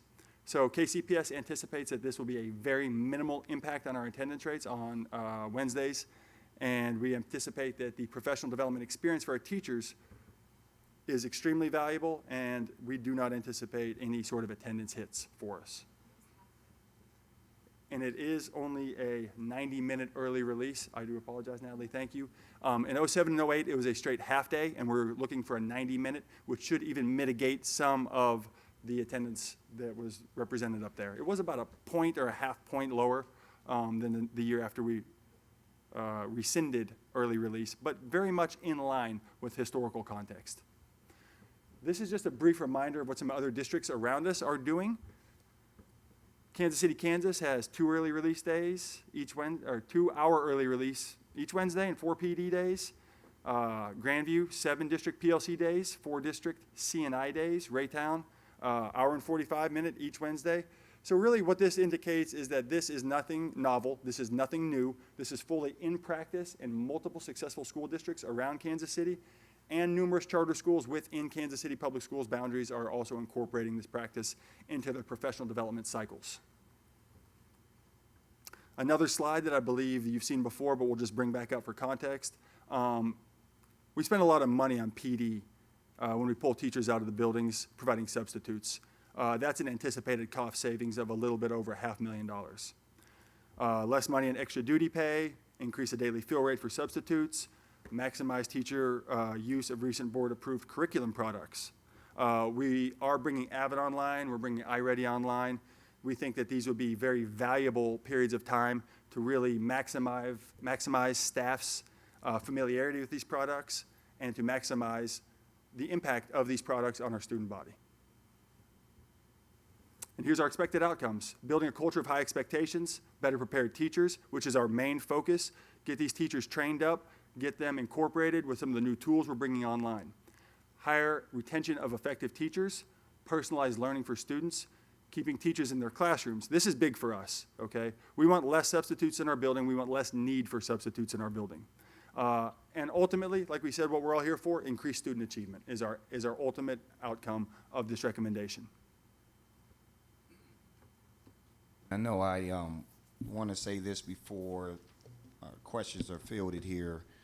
You know, we are very aware of the fact that Link is a very important piece, that we have opportunities for our families to make sure that there's coverage for kids. Our district is probably was the first district I've ever worked in where we do provide before and after school coverage at no cost for all of our families. And I think for us, we tried to work with Link to see if we could have them provide the coverage for us. They just simply said that they did not have the ability to do it. And I could tell you that if we had the ability to afford to provide after-school care free of charge, we absolutely would, because we didn't want to place any additional burdens on our family. We do understand the concerns of parents of elementary school students. I am a parent of an elementary school student too, and work. And I know we're going to have to figure out something should the board decide tonight that they will support this recommendation. What I will tell you is that we have provided a list of a tremendous amount of different options that are available for parents that may need that type of coverage and how much it would cost. KCPS does not endorse. Let me be very clear. We just give recommendations, and so I don't want anybody to say you endorse these people. I think our parents are resilient enough that they can do their due diligence to seek out the different services that are available out here so we can do the work we need to do to better educate their children. We will work with community organizations, our own DAC and SACs, to help support families through this change. As you saw in a previous slide, this is a very common practice of school systems around the region and all around the country, and our parents do adapt. They really do, and we know that because we have inclement weather days, we have early dismissal days already built into our schedule. Our parents do the right thing. They know how to step up, and we have to give them credit that they will do so with this. It's very clear to me and my leadership team that this proposed early release schedule to accommodate professional development is absolutely necessary for our schools and for our community.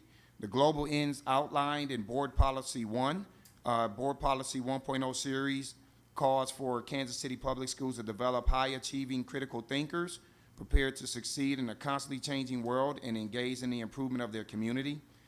To achieve those ends, as you know in our strategic plan, Pillar C of the 2018-2023 plan calls for caring, effective teachers in every classroom and effective leaders in every school.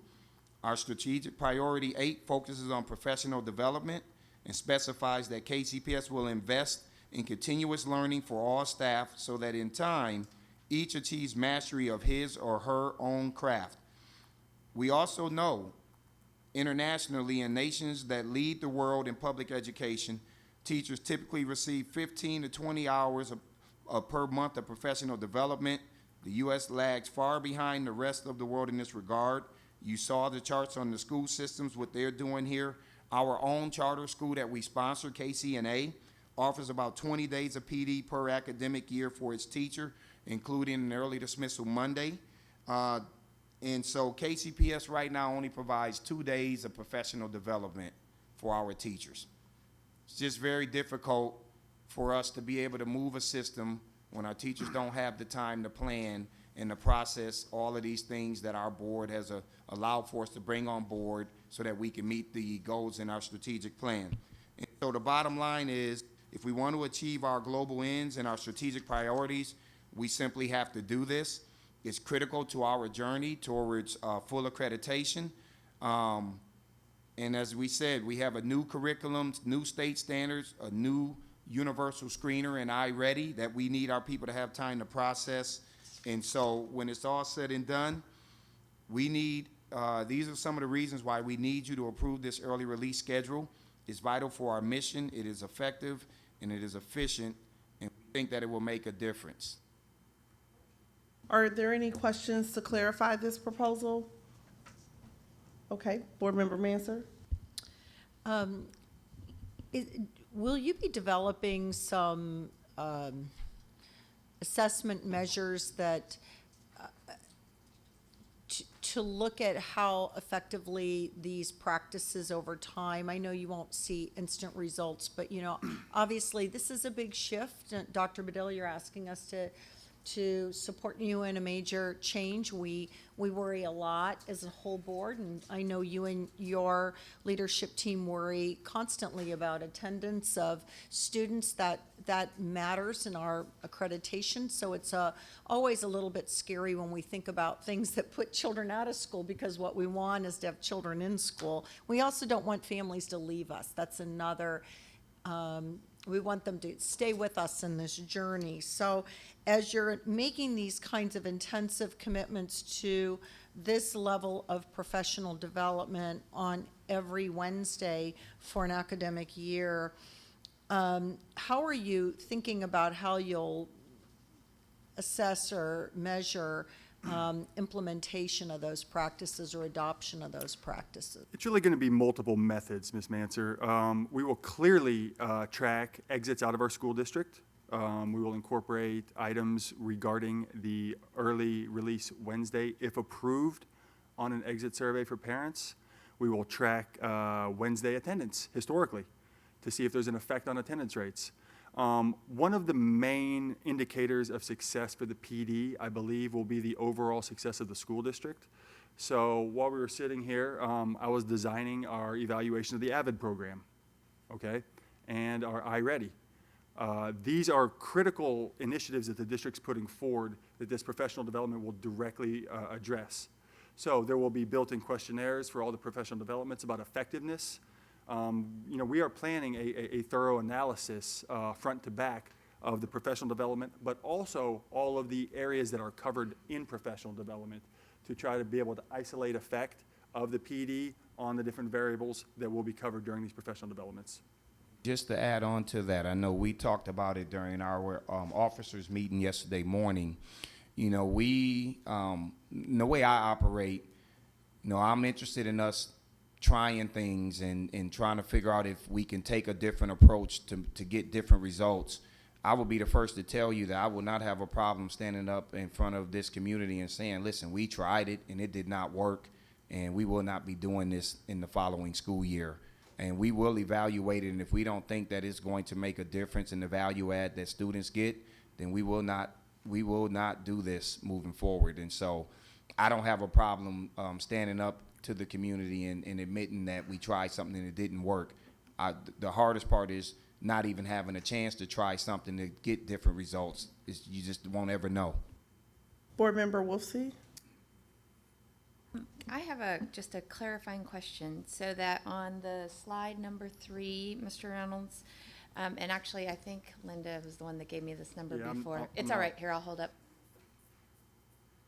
Yeah, okay. So remember the last time when we talked about this, I asked what the percent of link students we have, because I know it's not this number, because this is the percent of response. What's that number again? Sorry. Is it 50%? Or is it a third? Of our elementary population, it's about 45%. So 45% of our elementary utilize link, and what this is telling me is just this 35% response of who responded, 70% are saying no. Okay, and then back to Mr. Reynolds, just real quick. Around a little less than 1,000 people responded to the survey. So far, ma'am. What's the response rate like? I don't even know how many families we have as a. Families, I would say maybe 12,500, maybe 13,000. We clearly have siblings in our school district. So, I mean, you're Little looking less at, than 10%. You're looking at under a 10% response rate. Okay. Yeah. Board Member Oates? From what I understand right now, we are not going to be providing link on Wednesday in the afternoon. That is correct, sir. If approved. If approved. Right? Yes. What is the impact? What is the financial impact on us with, I guess, however many sessions that is that we're no longer using? Are we still paying for that, or? That is a current conversation and negotiation with them, because I believe it should be a little more than they think it should be. So we're working on that piece right now.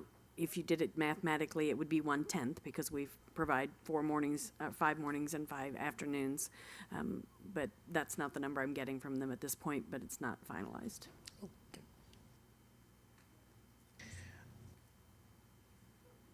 Okay, first, Board Member Lewis, we do have to get to the debate portion of this conversation too. Okay, Board Member Lewis?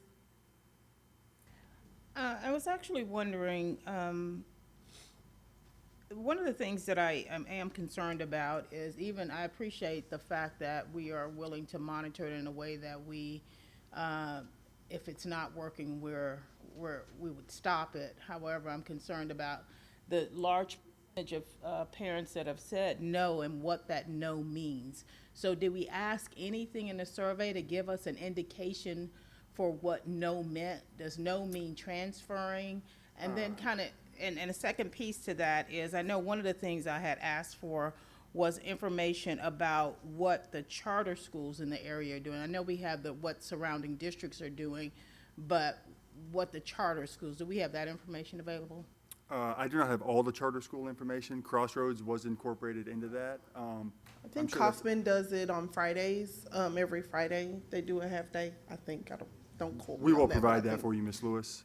We'll dig that up. Well, that would be helpful to be able to vote. As far as asking other questions about what no means, we really didn't ask you what no means, but we got a ton of qualitative responses. Those can easily be provided to you. We are still, like I said, transcribing a lot of these from paper, so it is an incomplete, it's an incomplete representation of the qualitative responses. Okay, But so if you would like to see. we're not voting on this tonight? Yes, we are voting on this tonight. We delayed it for okay. several weeks, so. Then, yeah, I just needed the information to inform my vote, but thank you. You're welcome. Okay, it will now be in order to have a motion to approve this proposal. So move. Second. It is moved and seconded to approve the early release days on the 185-day school calendar for 2018 and 2019-2020 school years. Is there any debate on this motion? Yes, Ms. Wolfsey. It's actually a clarifying question, and it's a hypothetical, so I'm not sure how this will go. But I want to know if by dropping Link, has the discussion been had with them? Does that jeopardize Link overall? No, it does not. They actually are losing a lot more from other districts who have struggled and had to make their adjustments. They have plenty of opportunities to spend their grants. Yes, Dr. Hertzfeld. You know, in my speaking with about it, I spoke with persons who are not just having young children. Wasn't the only pushing the button. You're welcome. For parents also, it wasn't just those who were in Link. I talked to parents who were once again concerned with older children. So I don't know if in any of your surveys or whatever did you. But I guess it would have just fell in just some of those other pieces. I just withdraw that as a question. Board Member Wolfsey, did you have a? Well, so I want to just share, so the positives here obviously are the professional development and the collaboration. I don't think there's a single person on this board that can't nod their head in agreement with that.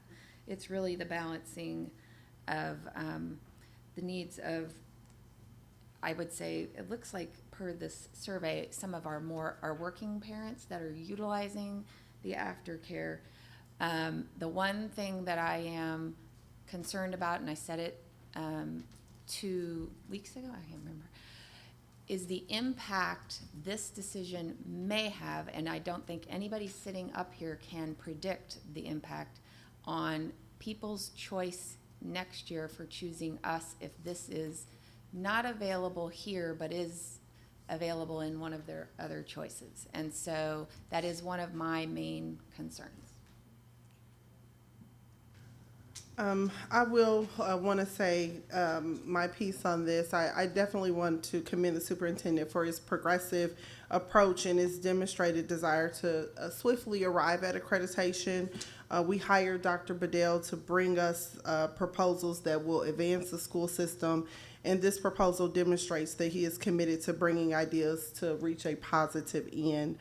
One reason that we have a board is to provide for those checks and balances and to ensure our constituents' voice is paramount in decision-making. I do not support this proposal because the constituents I represent have explained the hardship that this initiative will have on their families, the social impacts of this proposal, and furthermore, the research done in a neighboring district, Hickman Mills, who has had to draw back on their early release days program because families depend on a full day educational option Monday through Friday. Is there any other debate? Yes, Board Member Manson.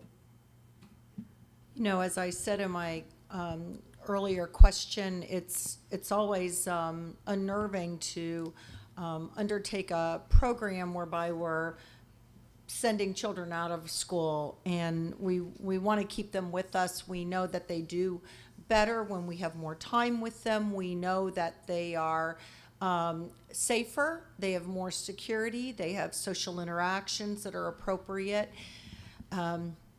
So it is not a simple thing to contemplate. At the same time, I also want to commend Dr. Bedell and his team. They brought forward a bold and in many ways might seem like risky for us. So you can sense our nervousness here, I think, because we delayed the decision previously because of our concerns about true parent engagement and understanding the breadth of where parents stand on this issue. It is not without some anxiety, but I'm ready to support this proposal with the understanding that we will be highly effective in our communication with parents, that we will ensure that they do not feel surprised when the fall comes around, that they will have deep and adequate notification, and that we'll be measuring the impact of this and determining, is this really as effective as we believe it to be? But I guess I am ready at this point to take this leap because I understand that we need to develop our workforce such that we can really move academic growth in the ways which, Dr. Bedell, you've laid out are necessary and at the level of intensity that we've been asking for.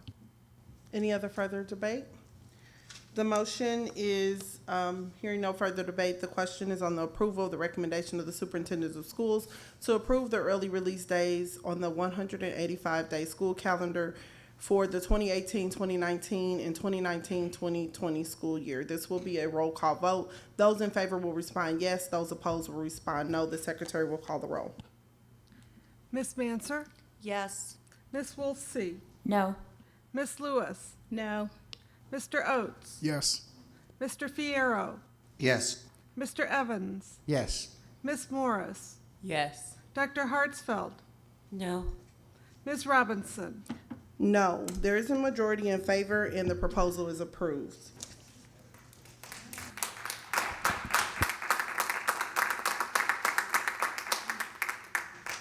This brings us to the conclusion of the meeting. If there's no further business, the meeting is now adjourned. Thank you.